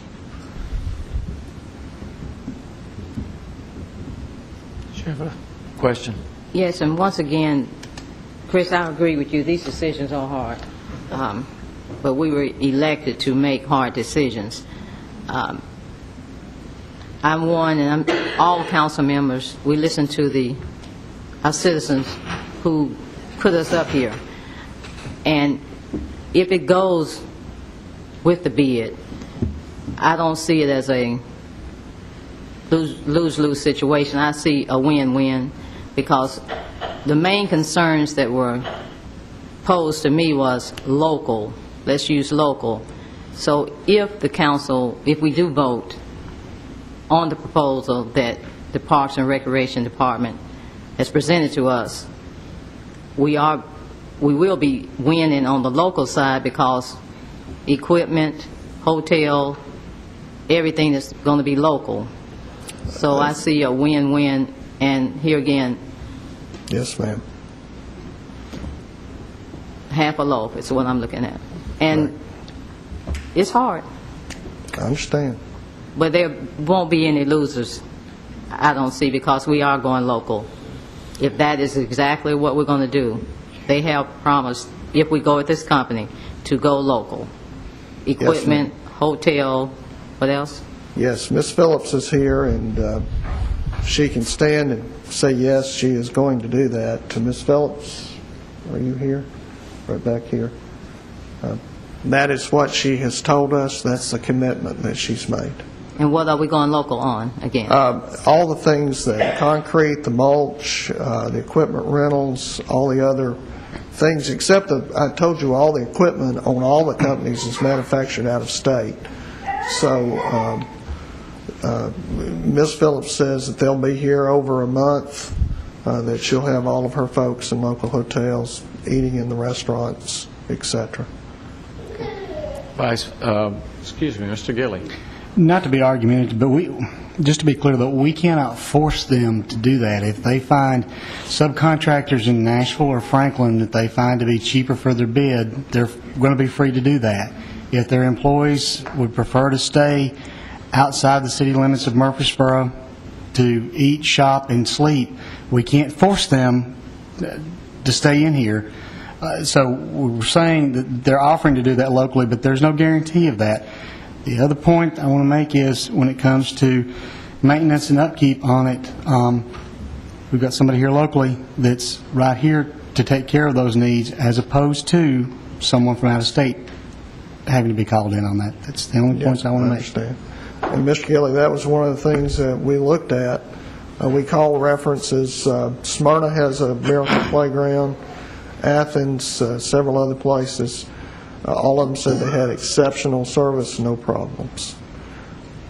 But they did say they are going to, did I not understand, they said they would use local? Well, Ms. Phillips' husband is the contractor that would be installing, so that's a company that she would be using. Local? Pardon?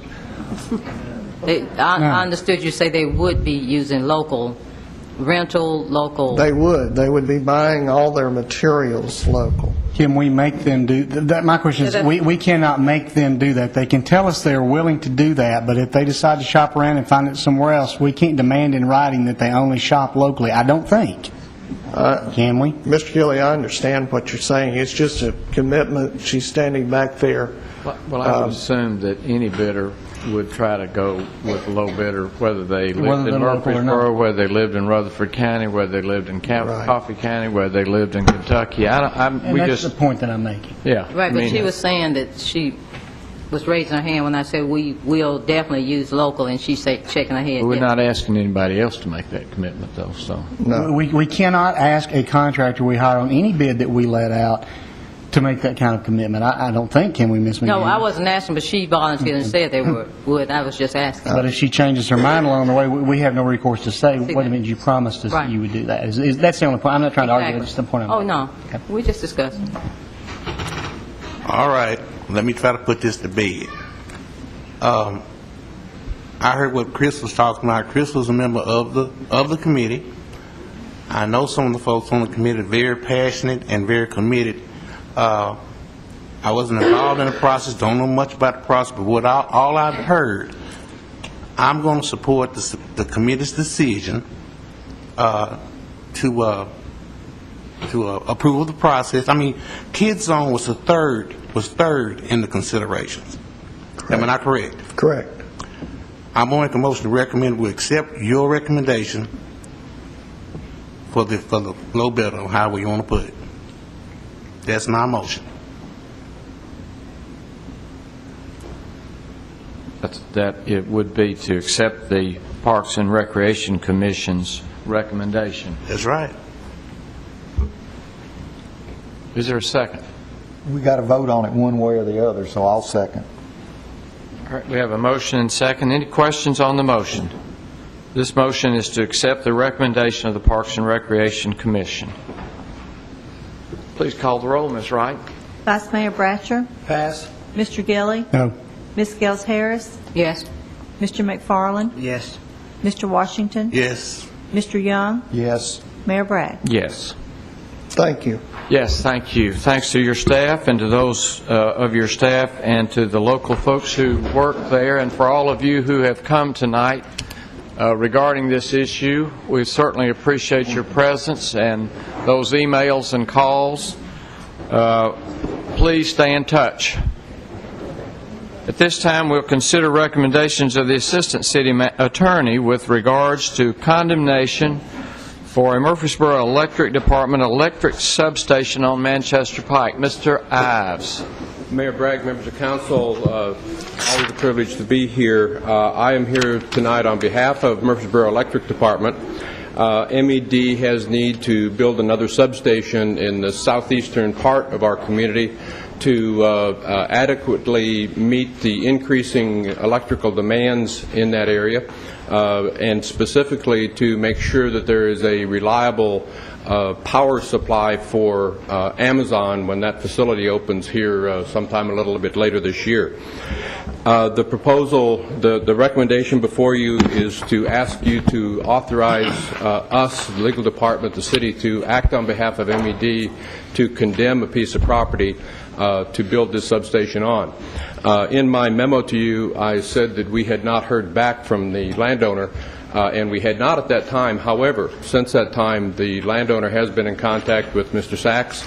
I have been in contact with the landowner's attorney. I have a reasonable optimism that we will be able to work out a consensual arrangement to purchase this property.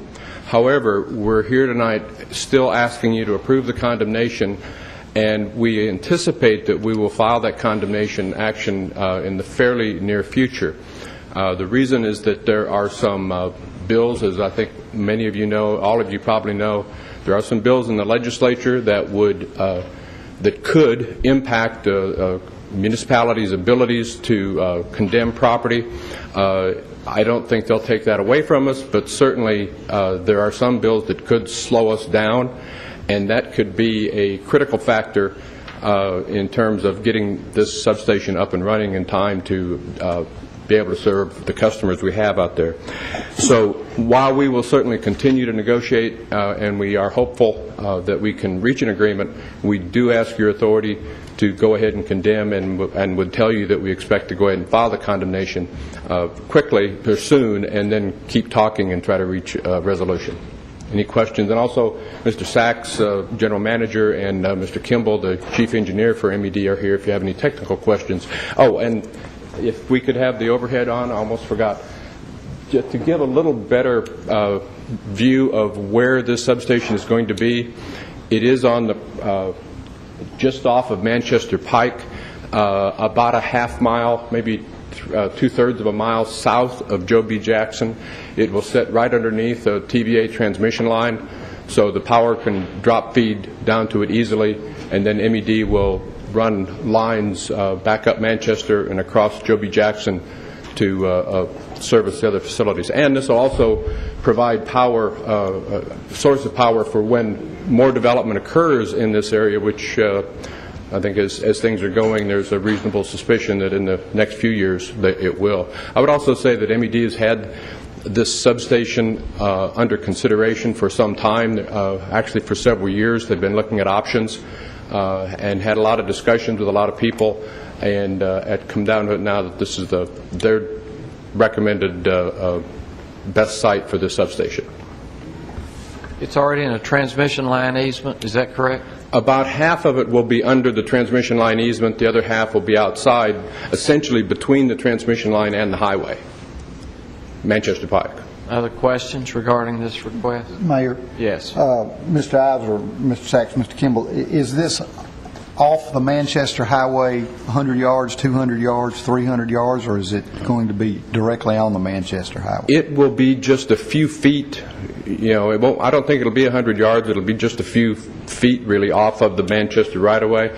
The design, is my understanding from Mr. Richardson, that at this time Manchester Pike is planned someday to be extended to a 3-lane road through that. With the growth that this whole area is seeing, with Mr. Richardson's device, we're going to back things up so that a 5-lane could be built down there. If that ever comes to pass, there'd be plenty of room to put the 5-lane in without impacting the substation. And my next question is, will it have the fence, the large fence around it like the last two that we've done for protection and acoustic? There'll be a wall. Excuse me. There'll be a block wall and landscaping, so there'll be, it's hard to disguise one of those, but we will, MED plans to make every effort to but that is have it look good. That is in their plans, to yes. put the wall and landscaping around it, as we've done in the other two or three lately over the last 10 years. Thank you. Other questions, comments? If you look at the site, I need to be quiet. I know a whole lot about these things. Mark, let me. Sure. That particular site, and I know it well, there's a row of trees all down through there, so you won't be able to see that site. Now, you'll see the circuits coming out of there, right? You'll see the top of the substation probably over the wall. We brought a picture of the wall at Cason Lane. It'll look very similar to this, except we will still have the row of trees. Right. There's a row of cedars and hackberries, our beautiful trees of the area, and we plan to leave them. The only part that we will cut the trees down is where the entrance is. We will still be putting in actually this substation has a line of evergreen shrubbery around it. We plan to do the evergreen shrubbery in behind the hackberries and the cedar trees, so there'll be some extra protection. On the north side, there's already a group of trees that are there that we plan to leave to help hide the substation. So we think this is a very excellent site to keep it out of the sight of the public and yet serve the public needs. Yeah. And we do plan, as I told you earlier before the session started, we've had some concerned citizens from Coldstream, which is across the road. We actually plan to come out underground, cross Manchester Highway underground, and take it to the back edge of his property to help him out too, because he would be impacted by the exit circuit. So you will not see that. Yep. Is it going to be at the intersection with Coldstream? It's actually off of one corner of the Coldstream intersection. If you took Coldstream across the road, we'd be on that one corner where the transmission line is. Right. It's Oakland Farms. Yeah, Oakland. It's in the county. Any other questions, comments? You have this recommendation of the Assistant City Attorney before you. It's possible you may not need this action, but we're hopeful that we'll be able to dismiss it shortly after we file it. But to protect us in the event that something else happens in Nashville that is totally outside our control, and if negotiations break down and we have to go forward on a condemnation basis, we really need to get the suit filed so that we can do that without having some unforeseen consequences.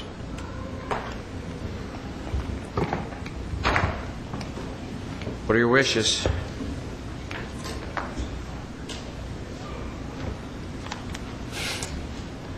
Move to approve the recommendation. Second. All right, you have a motion and a second. Please call the roll. Vice Mayor Bratcher. Pass. Mr. Gilly. Aye. Ms. Gels Harris. Aye. Mr. McFarland. Aye. Mr. Washington. Aye. Mr. Young. Aye. Mayor Bragg. Aye. At this time, we'll review a draft ordinance regarding election date options. Ms. McGannon. Mayor Bragg, members of the council, as requested by Councilman Gilly at the last meeting, you have before you a draft that contains what I believe an ordinance should look like that would allow for changing the date of the municipal elections to August or November in accordance with the state statute that allows you to do that. As I noted in my letter, there isn't provision in the statute for when the office would begin for the people elected based on our current practice for April elections and May 1. I suggested either September 1 or December 1, but there is no requirement and you have flexibility.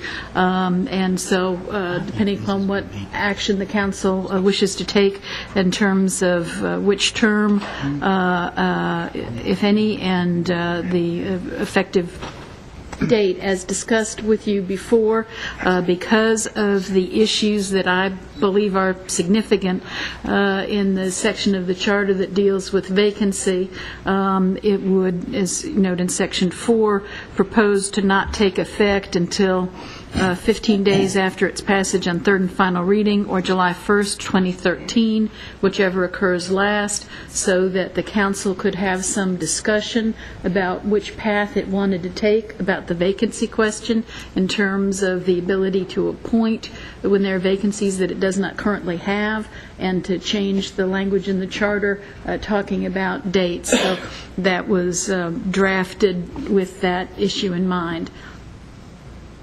Happy to answer any questions about the draft. Any questions for Ms. McGannon? And Ms. McGann, I appreciate the way that you've done the potential effective date to allow that leeway. But as far as if we wish to approve this, all it would be a matter of picking out of the August or November and then the September or the December in the respective provisions in the proposed ordinance. Is that correct? Right. I would think those would be the only two decisions you would need to make. There may be some other language about the reasons. As you can see, I stuck pretty much to textbook the statute. There may be other reasons that the council wants to have added, but the legal substance of it, I think, would be as is. Well, given the fact that under the new state guidelines, we had to open up those 29 polls the other day, and so many of those with either 0 or 2 or 3 people, and I don't think there was a soul that I ran into when I was working the polls the other day that didn't ask, are we going to be able to change the date? Why am I here right now? I just really feel like that this is the right thing to do at this time. And I think Councilman Washington mentioned before, when we discussed this a couple of weeks ago, that between August and November, that November would be your preference if that change is made. Is that correct? November, either, I made myself clear, if we are going to decide to move the election, which I have no problem with that, the only date I will accept is November, period. I think that's the way I put it. And for all the reasons that you know why. And if you want to get the best results in an election, and there are some groups of people that live in this community that if they're going to show up, they'll show up in November. There are other municipalities that have moved in November, that are moving in November, and if we're going to make this move, and that's the only date I'll accept. But I'm just one person, one vote.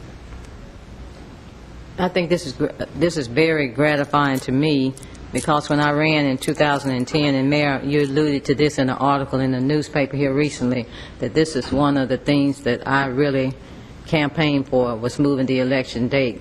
I think it would definitely increase voter participation, which we very much need, because it's very, very embarrassing that we have a city with the number of people eligible to vote, and each time election looks like we're having less and less people coming out. So it will increase voter participation and also saving taxpayers, I think, $67,000. So I'm very gratified to see this, and also looking at districts. So these are two issues that I really fought for when I ran. So I really like to see these things come before us. And it makes sense. Mom and apple pie. Well, with you also with you having 29 precincts now, and having to man those, that $67,000 just went up. Yeah. No, it was half. That's what it's going, and that's because that is only because of a state election coordinator interpretation of a rule. Which, under the previous governor, the state election coordinator, and the previous legislature did not opine that. Can we change that locally? No. The current county election coordinator has indicated she anticipates if the law is not changed by the General Assembly, that the cost of a municipal election would be $50,000, that it was aberrational this time. There are efforts, I didn't check today, I intended to change that so we could return to the process that had served the city well about having fewer polling places and not having them at each precinct. So the expectation is that future costs would be 50 or possibly less if the law is changed. Okay. I mean, frankly, the 2008 election cost the earth because we were getting ready for a presidential election, and I believe the county used our election to train their election workers for the August primary. And that is why our 08 cost so much money. Then the 10 didn't cost that much because the old election coordinator, not locally but the state, said we didn't have to have all those precincts open. Only the new election coordinator in Nashville has opined. They reread the statute and said that we've got to spend that kind of money. The state has cost us that money, so that's what kind of irritates me. Okay. But that was part of the discussion about why a bill was introduced to try to correct that situation. But if we move it to November, besides the potential of increased participation, the cost goes down to zero. Yeah. With that, I'm going to move for passage. It'll just be on first reading. Well, I had assumed you were going to be discussing what you wanted, I would come back. What I would like to suggest is recommending approval of this process, picking the date of November with the date of folks taking office being the December date that you've listed. Okay. Second. All right, you have a motion and a second. Any discussion? Mayor, I have a reservation. I don't think it's going to matter a whole lot, but I do think that there's some merit to our separate elections. Granted, the participation is abysmal, and I can't make people vote no matter what you do. You know, a lot of money was spent, a lot of hard work was done in the election, and I read a quote that I thought was really good. It said, "It's not about the money, it's about the message." And I'm afraid that the message of the citizens of Murfreesboro might get lost in the shuffle. And the shuffle being a August election and or a November election. But I don't have an answer for the low voter turnout. Well, we could send the police department out, or we could give them $100 credit on their property taxes if they could show us that they went to vote. What about that? That's above my pay grade. Well, I mean, when you and I first ran for the council, you'll appreciate this, you got more votes than I did. Of all the people who voted, you got more votes than I did. 5,000. Well, 9,600 were cast, and you got 5,200, I think. I got 5,000, something like that. I can't remember what it was. All of the people who came to vote didn't vote in the mayor's race. 20 and 30 years ago from today, Roger Haley ran against Joe B. Jackson for mayor, and 14,000 people voted in the mayor's race. 14,000. 20 years later, with the incumbent growth in population, only 9,600 voted. And frankly, it is a privilege to vote. I vote in every election. I don't miss an election. But it is my choice whether I come and vote or not. And it will be anybody's choice whether it's in November or August or it stays in April. It doesn't make any difference to people whether they're going to vote or not. It makes a difference who they choose and why they go to vote. And frankly, our municipal elections are supposed to be nonpartisan, and moving them to a partisan election does not favor people telling us what they want to do with local politics, and that is the concern that I have. Now, that's the system that I grew up under, was having nonpartisan April elections. We voted for Joe B. Jackson, we voted for Richard Reeves, we voted for me and everybody on this council in April. And frankly, I don't see any reason to change it. And the dollars are relatively insignificant compared to finding out what people think about service delivery. And that's what we're doing. We deliver public safety, pick up garbage, parks and recreation, codes and engineering, and I'd rather have those folks that are really interested in those issues to tell us on an election date that is nonpartisan, that speaks solely to us. The county has their elections when they want to. The federal government has their elections when they want to, and we're certainly entitled to move ours. I don't say that we're not. But they don't have their election lined up with a national election just because they want to save money. They have their elections in August, or they have their primaries in March. If they can get somebody to run for president every 4 years, they move it from May to March. So, I mean, I really don't see the problem. I understand that there are people who, every election, because they don't complain about our police department, because we have an excellent police department with resources and training. We have an excellent fire and rescue department with resources and training.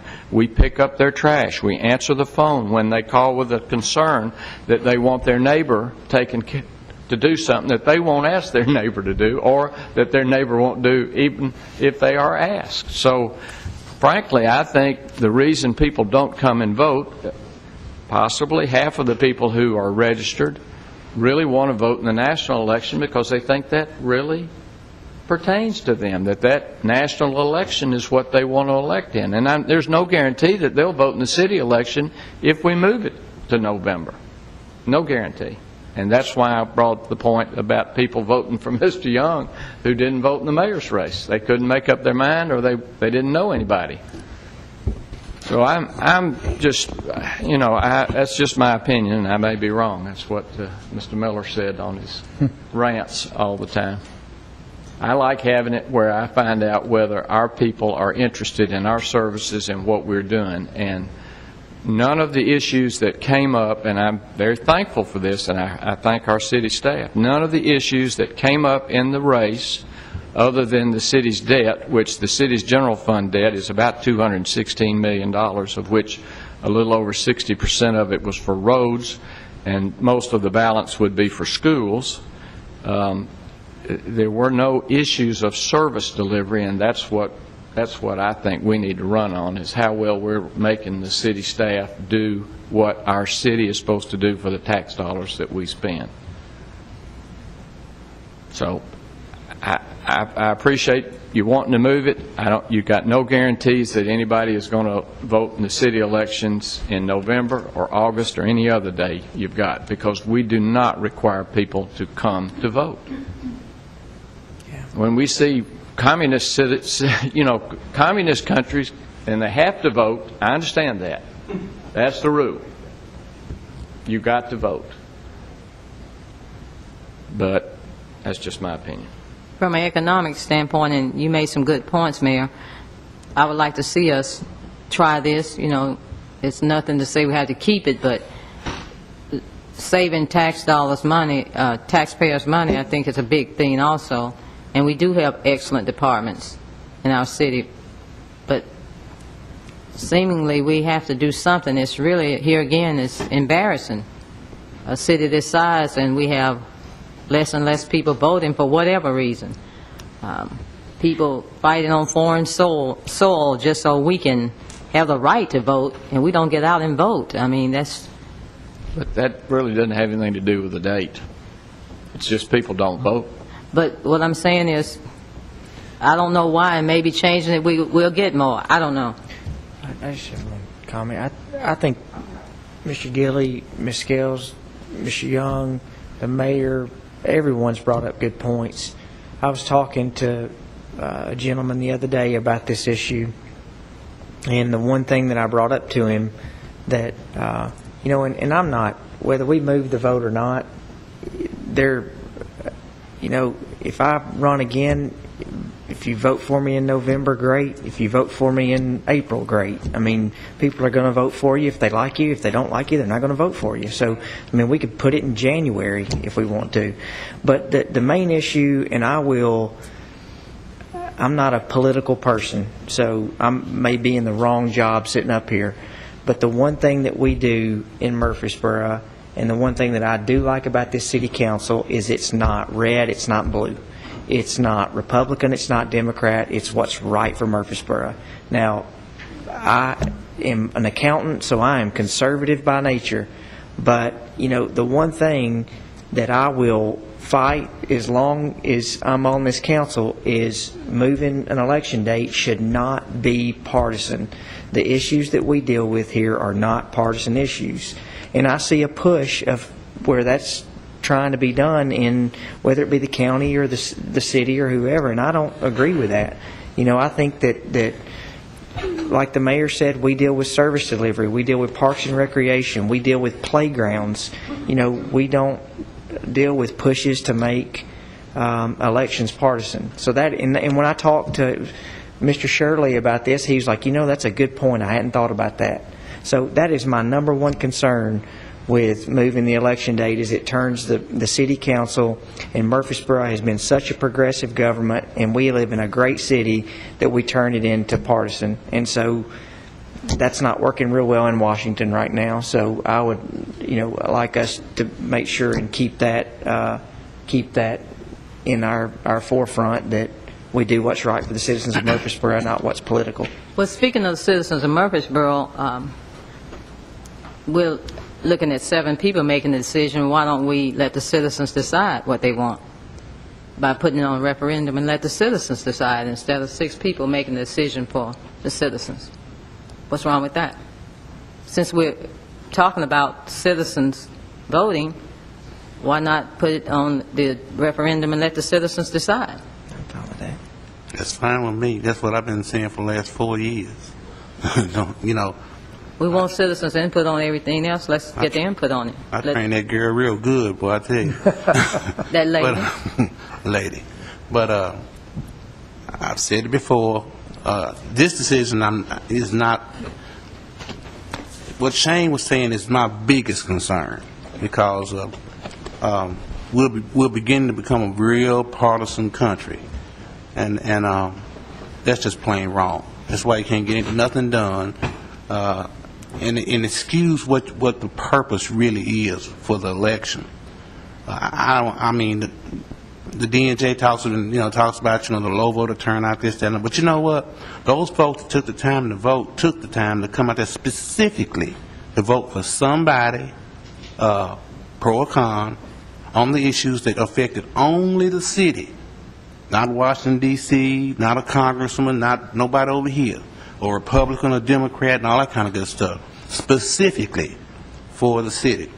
That's what you lose when you move to November. And that is my biggest concern. But I'm at the will of the citizens. to me, if the citizens would rather us move that election to November, so be it. But that's going to be partisan too, probably. But put it on a referendum. Districts, the same thing. I made that point. I'm going to shut up. Let them decide. All right, you have a motion and a second. Is there any other comments or questions?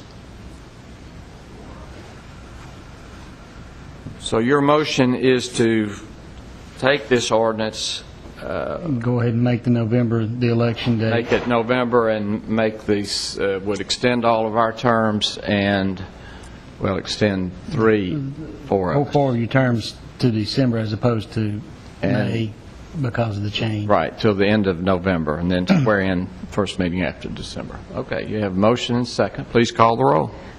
Vice Mayor Bratcher. Pass. Mr. Gilly. Aye. Ms. Gels Harris. Aye. Mr. McFarland. No. Mr. Washington. No. Mr. Young. No. Mayor Bragg. No. All right, this time we will report from the city attorney regarding at-large and district representation. Mayor, before Yeah. she gets into, on a completely unrelated note, I think all of us just got an email that we might need to bring attention to, that Sheila Lilly's husband, Mike Lilly, who used to work for the city, has just died. And I wanted to send our sympathies out and maybe pause for just a moment out of respect for that family.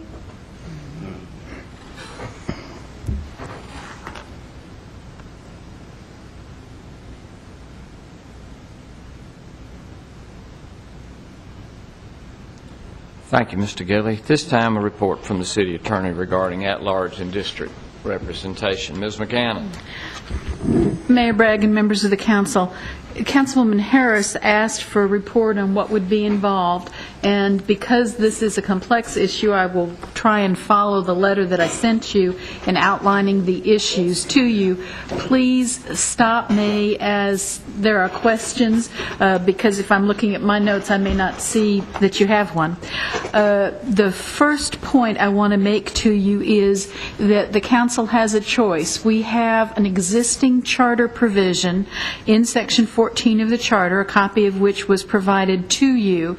The council, if it wishes to explore changing the current form of all at-large representation, can use the procedure described in Section 14 of the charter, or it can go to the General Assembly and ask for some other changes to the charter. This is something that is in the charter. It's not something that can be done by the council only in terms of an ordinance or resolution. So in short, it's sort of Section 14, or go back to the starting point, which is the General Assembly. The second point is that Section 14 of the Charter was adopted in 1993, and it specifically talks about elections in 1994 and 1996. It doesn't have language that would specifically allow it to be used in other provisions. I think it is likely that it would be interpreted to be broad enough to allow the council to use it today for future elections, but it's a sufficiently important issue that I think it would be appropriate to get the state coordinator of elections or the Attorney General's office to opine that our existing charter language in Section 14 could be used for this method. The third issue I wanted to call to your attention is what is the structure and timing of a change under our existing charter language. It says that the change can be made by council adoption of an ordinance that is passed by a 2/3 majority. Normally, council action simply requires a simple majority. This would require a 2/3 majority. And that ordinance has to occur more than 6 months prior to a city election. That would mean that it would need to take effect at least 6 months and a day before a city election. Now, should the council wish to make a change under the existing charter language as opposed to going to the General Assembly and asking for other options? What are the options that you currently have, assuming it applies prospectively and wasn't limited to 94 and 96? There are two main issues that the council would need to decide upon. The first would be, and they're interrelated, so you could really, sort of a chicken and the egg, which comes first, is whether or not it would be all by districts or a combination of districts and at-large seats. You have the ability to have a combination. It's not all at-large or all by district. You can have a hybrid, if you will. The size of the council is also a factor in deciding how you would arrange any combination of methods of election. The charter language that we have provides that there could be up to 11 members of the council. That's 11 including the mayor. As I indicated to you in the letter, there's a wide variety, I won't say infinite, there's a wide variety of combinations. You could have, if you wanted to have a 7-member council, it could be composed of 2 district seats and 4 at-large seats, or vice versa, 4 district seats and 2 at-large seats, and the mayor. Again, combinations up to 11. Provided that no more than 1 representative could be elected from a district. Some cities have wards where there is more than 1 person elected from that geographic area, the ward or the district.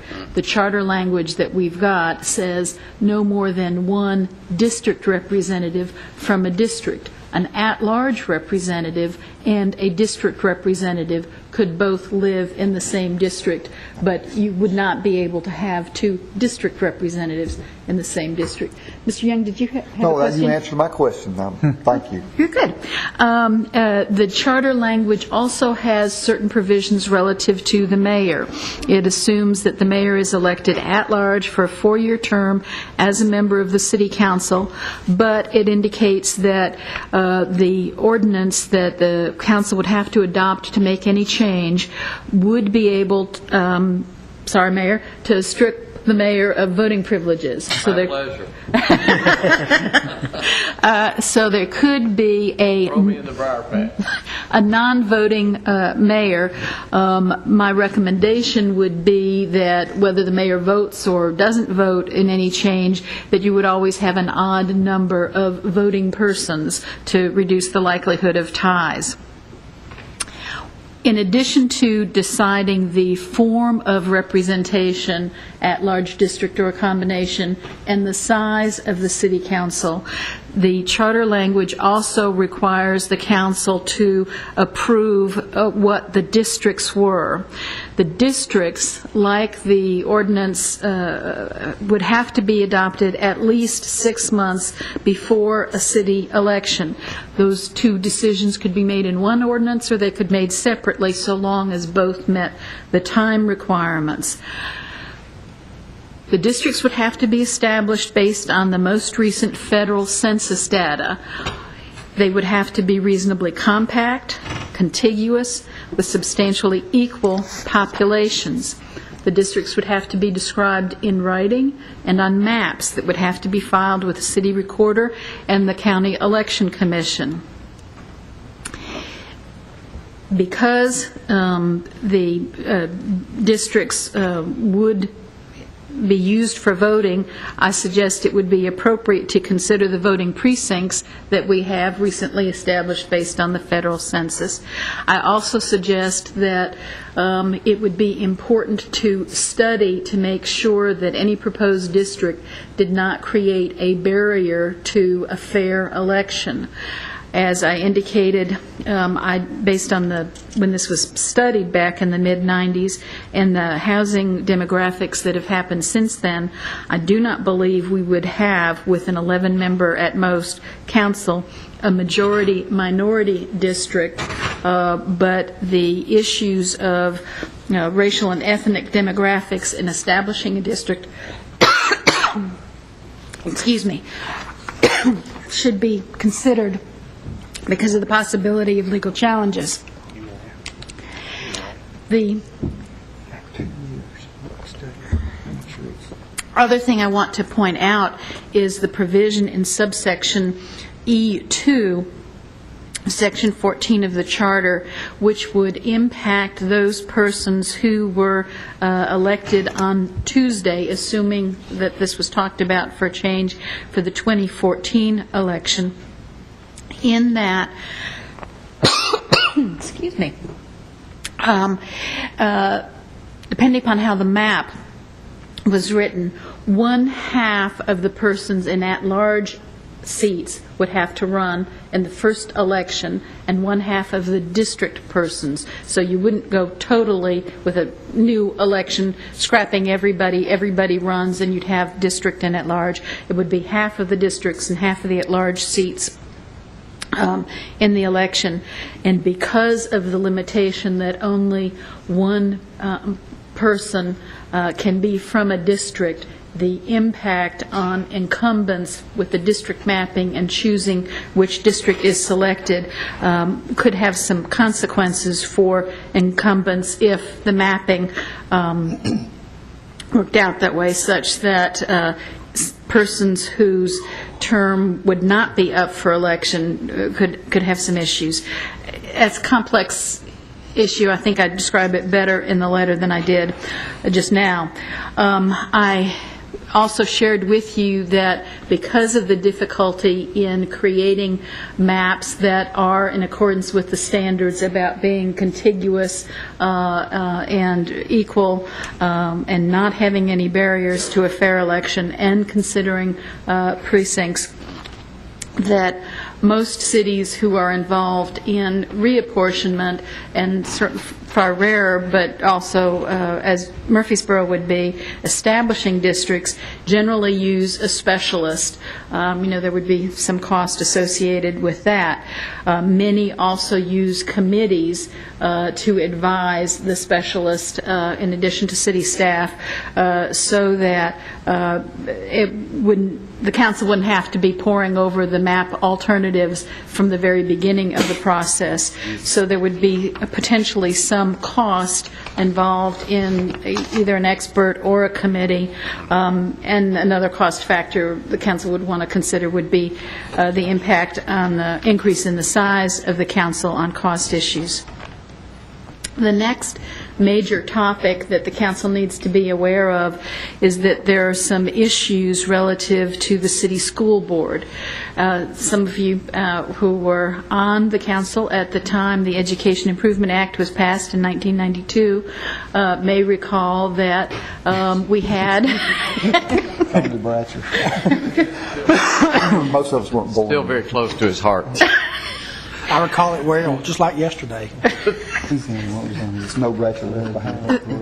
That we had an appointed school board that became an elected school board, and in accordance with that statute, we couldn't have a school board that had more people than the city council, so we had a 7-member school board, and the language as referenced in the statute and included in the letter, and let me just briefly read, said, members of municipal boards of education may be elected in the same manner, either from districts or at large, or a combination of both, used to elect members of the municipality's governing body, except that municipal school districts whose current board members have been elected from districts as of June 6, 1995, shall continue that method of election. Well, in reading this, it is unclear to me whether or not that statutory language would have any application today, such that, to shorten the analysis, if the council changed the way it was composed, would the school board have to follow suit? And that is something I think needs an Attorney General's opinion, because I could not find one or a case that definitively answered that. And I don't think the council would want to make a decision without knowing that issue. So to summarize, there is a path in Section 14 of the Charter, or you could go to the General Assembly if you didn't like that path and ask for a private act that would create a different path. If you go with the existing language. It would be my recommendation that you get confirmation the existing language is still available because of the date references that are in it. And that you would then need to have discussion about the size of the council, the composition of the number of districts that you wanted. Obviously, that decision would need to precede charging somebody to come up with a map, because you can't come up with a map until you know what you're mapping for, and that involving a map would likely involve an expert and some cost and some time, and that a decision in terms of a vote on both the map and the structure would need to be in place at least 6 months and a day before the next municipal election. So we have 18 months. Yes. I've never heard you give a one word answer. That's the first, right? Oh. All right. And that's from one lawyer to another. So, Yeah, neither one of you. Was that criticism? just an observation. Okay. All right. Any other questions or comments regarding districts? What I would like to see us do with this issue is that on this upcoming November ballot, us place a referendum question for the public to decide between three options, either staying at large, a straight district system, or a hybrid system. Depending on the outcome of that, we go through the process that would reflect what that wish is. And while we're at that, since and you brought this up a minute ago, Ms. Harris, and we should have, I guess, went ahead and addressed it then, I would also like to go back to the idea of the moving the election date, that we place that on, you'd suggested placing that on a referendum ballot as well, do that at the same time. Is that a motion? May I? Mr. Gilley, I did not spend quality time with the referendum to give you an authoritative, definitive thing, but the language in the city's charter about that has been overridden by a general state law, which basically says the questions on the referendum have to be yes/no questions. And so I don't believe your three options would be feasible. Be a pick. Yeah, now I want to spend some more time with that, but I wanted to let you know I thought there might be a problem with that approach. Yeah, I guess what I'm really saying, Ms. Mann, is you come back. I want you to come back to us with a potential referendum question that would encompass that point, and then also regarding the move of the election date. If you can formulate that in a form of a yes or no, or if we can pick pick three, pick option A, B, or C, let us know that if you can research that. Okay, I'm fairly certain that the election date move would have to be separate from the composition question. Right, but we could have two questions on that November ballot. And I'm saying is, and we can do these in separate motions if we need to, but we have one question on the November ballot as to moving the election date. Since that motion did that, go ahead and change it, failed a second ago, I would like to try to let the people decide that. And then the other, a separate question for that November ballot to be the district representation.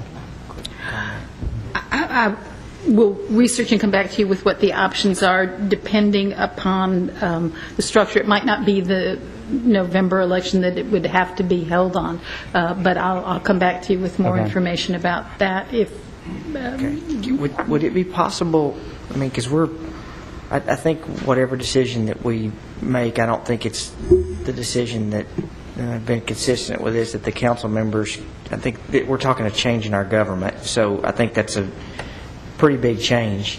But it also, I think, warrants us more than discussing it for 10 or 15 minutes at a council meeting. Is this something that we could do a workshop on to, publicize that, to have a published public meeting that we're having, and all those interested parties can come, but at the same time, it's something that we don't feel like that, we can sit down and have the information that you have to us, like these suggestions that Mr. Gilley's brought up tonight.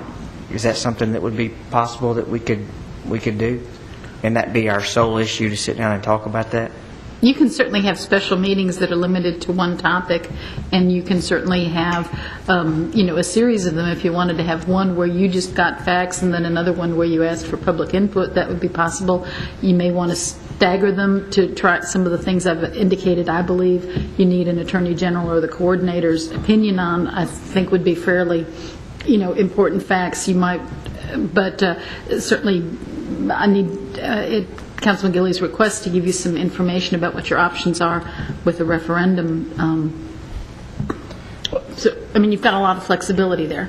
Well, the referendum question regarding district versus at-large or hybrid, that's something you're going to have to bring us information back on, whether we have a workshop on it or not. But that's something you couldn't answer for us tonight that we've talked about, that you're going to have to do some work on that. The referendum was a new issue. Okay.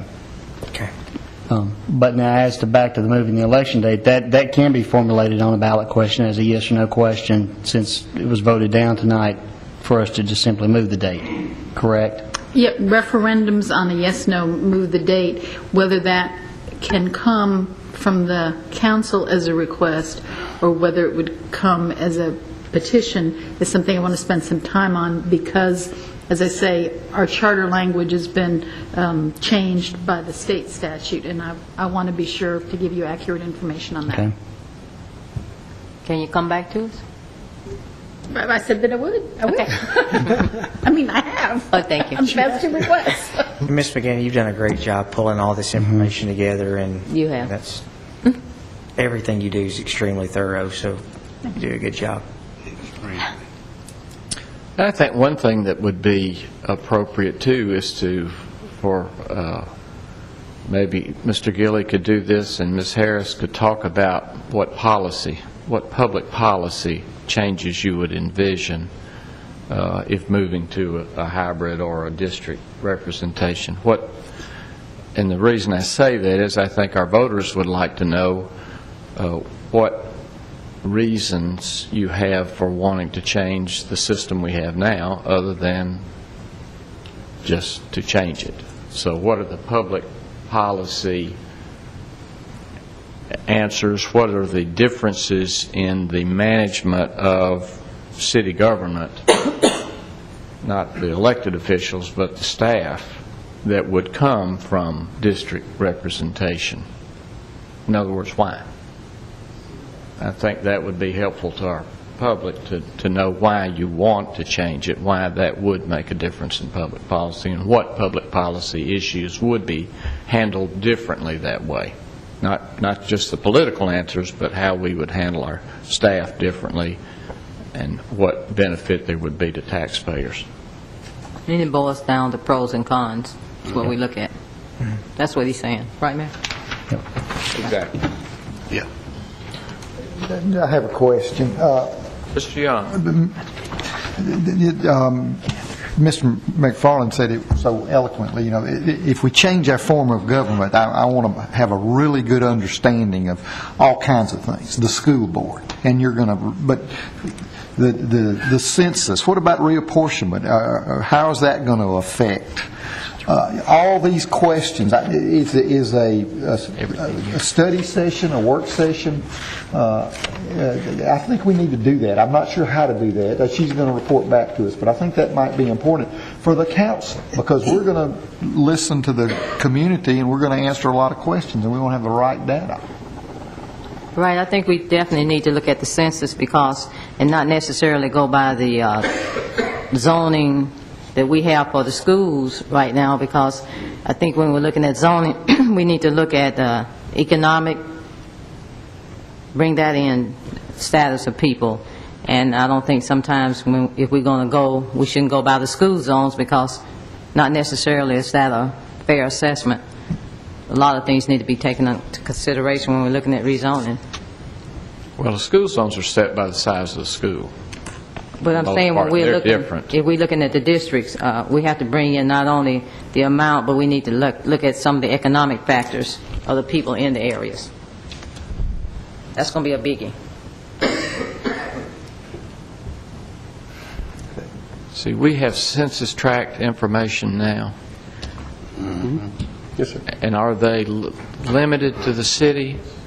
Yes, sir. Roughly? I mean, I'm Yes. sure there's been an annexed area or two that's stuck out there, but we've got census tract information now through community development that shows us population, demographics, which possibly could be helpful in just in considering districts.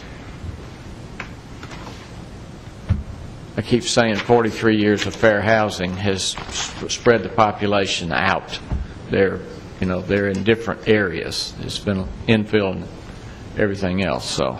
Right, and what I'm saying is, if we go that route, and when we go looking at that, we need to look at more than just a certain, a grouping. We need to, include some economic factors when we go to look at, if we go that route.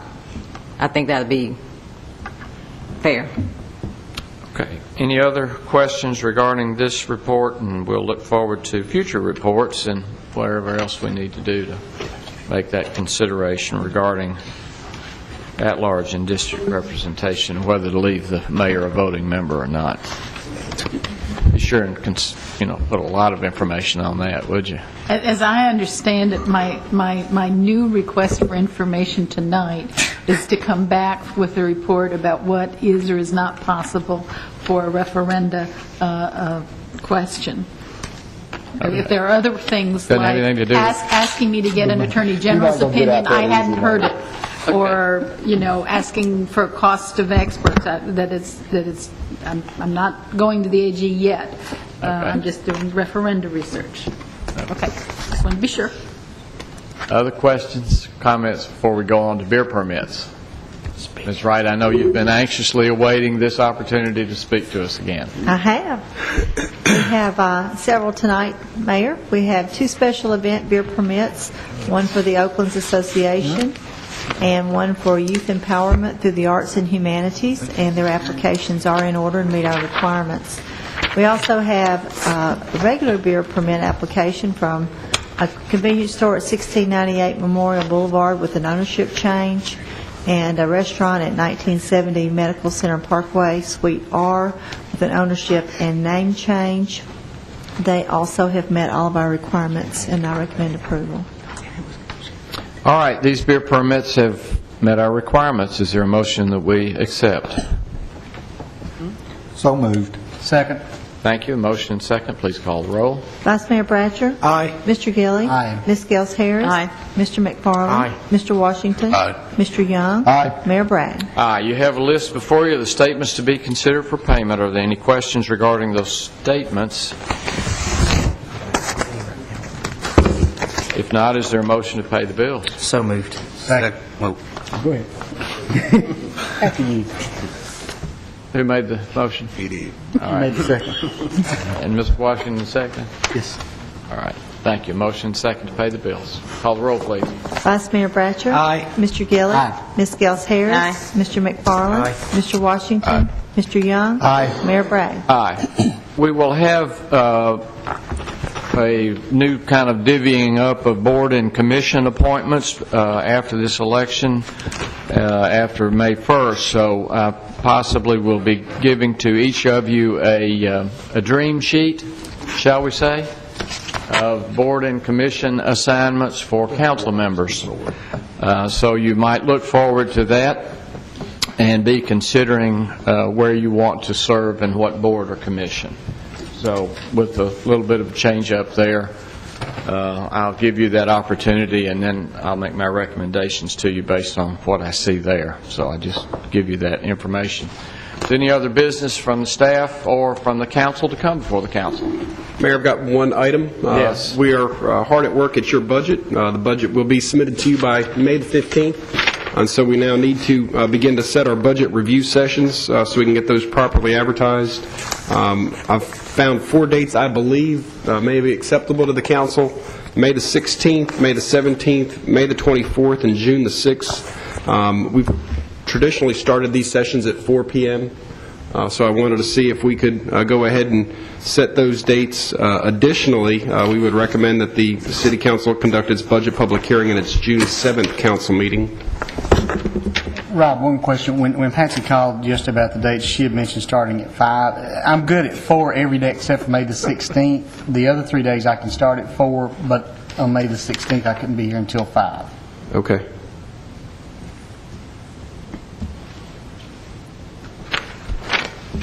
And that May the 16th meeting would be the one we would traditionally invite the outside agencies to come and appear. We would try to take care of a number of city departments, and then the second session, we would take care of the remainder of the general fund and the other city departments. So, are we going to try to skip the 16th? No, I can be here this weekend. I just need to start at 5 instead of 4. But the interesting thing to me is that we'll only have the budget the day before. Well, that's a good point, too. Yeah. And that was... If that is, in fact, what you're planning, and I'm assuming that is, unless you're going to try to give it to us early. It'll be pushing it. And that was one of the reasons why that, in looking at the calendar, there's some blocks of time where there's, some of you are going to be unavailable. So trying to get it done in time where we get most of the review done before your June the 7th meeting was part of my reason for... Can we try to do it May 17th, 24th, and June the 6th, and just condense it in those 3 days? Because it will be tough to... Okay, I understand. Because we probably won't get the budget until maybe after lunch on the 15th, and then try to... Solve all that. That'll be tough to do. Accountant, you're a customer. Yeah, what are you talking about? You're a numbers guy. It's no big deal. I'm just interested numbers. to see if we're going to get a big box this year, if it's just all going to be on here. Yeah. But you won't have to look at everything. Just look at the box that we're going to study on the next day. All right. I mean, I'm fine. If everyone else is fine with that, I'm fine. Let's see when the budget gets here, and just tentatively put the 16th, 17th, 24th down, if that's okay. And generally, we've gotten through in 2 days. I don't know whether we can get through in 2 hours, but Mayor, we have right. to advertise, so we can't really do it, I mean, unless we cancel the meeting. But you can advertise 4 days. We could. And then start on the second one if that's the way the delivery works out. That's a good point. Just Whatever. on the safe side. Mr. Lyons always quick. Things like that. You all just send me an email when you decide. It's the public we got to take care of. You'll know when that box shows up. Yeah, because it'll be this deep. Okay, you got a little time to see where you're going. Please. Okay. So... Advertise all 4 days with the potential yes, that we're hoping going to start on the 17th instead of the 16th if you don't get us to it the 15th. Is that right, Mayor? Did I sum that up? Yeah. Okay. Thank you. Okay. We will get those all 4 dates advertised with the 16th starting at 5 p.m., 4 p.m. on the 17th, 24th, June 6th, budget public hearing June 7th. And we'll cancel those meetings as needed. The June 7th. Okay, so the 6th would still be open. Is that right? Yes, sir. And the 7th. When would the actual got adoption of 26 the budget be? Would that be the 7th of June, or would it be... Let me mention one special bicentennial event, which I overlooked and should have mentioned early on.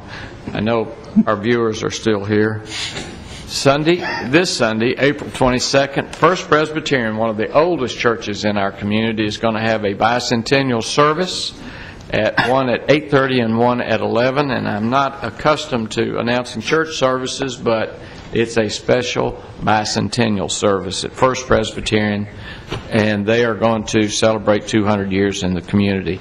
So I just wanted to bring that up. They have an 8:30 service and 11 a.m., and I believe Mr. Young is preaching at both services. Is that correct, Mr. Young? Absolutely. That's what I thought. So we'll all look forward to that. I'll be there. I've been limited to an hour and 45 minutes. Anything else? You're adjourned. Drop the hammer.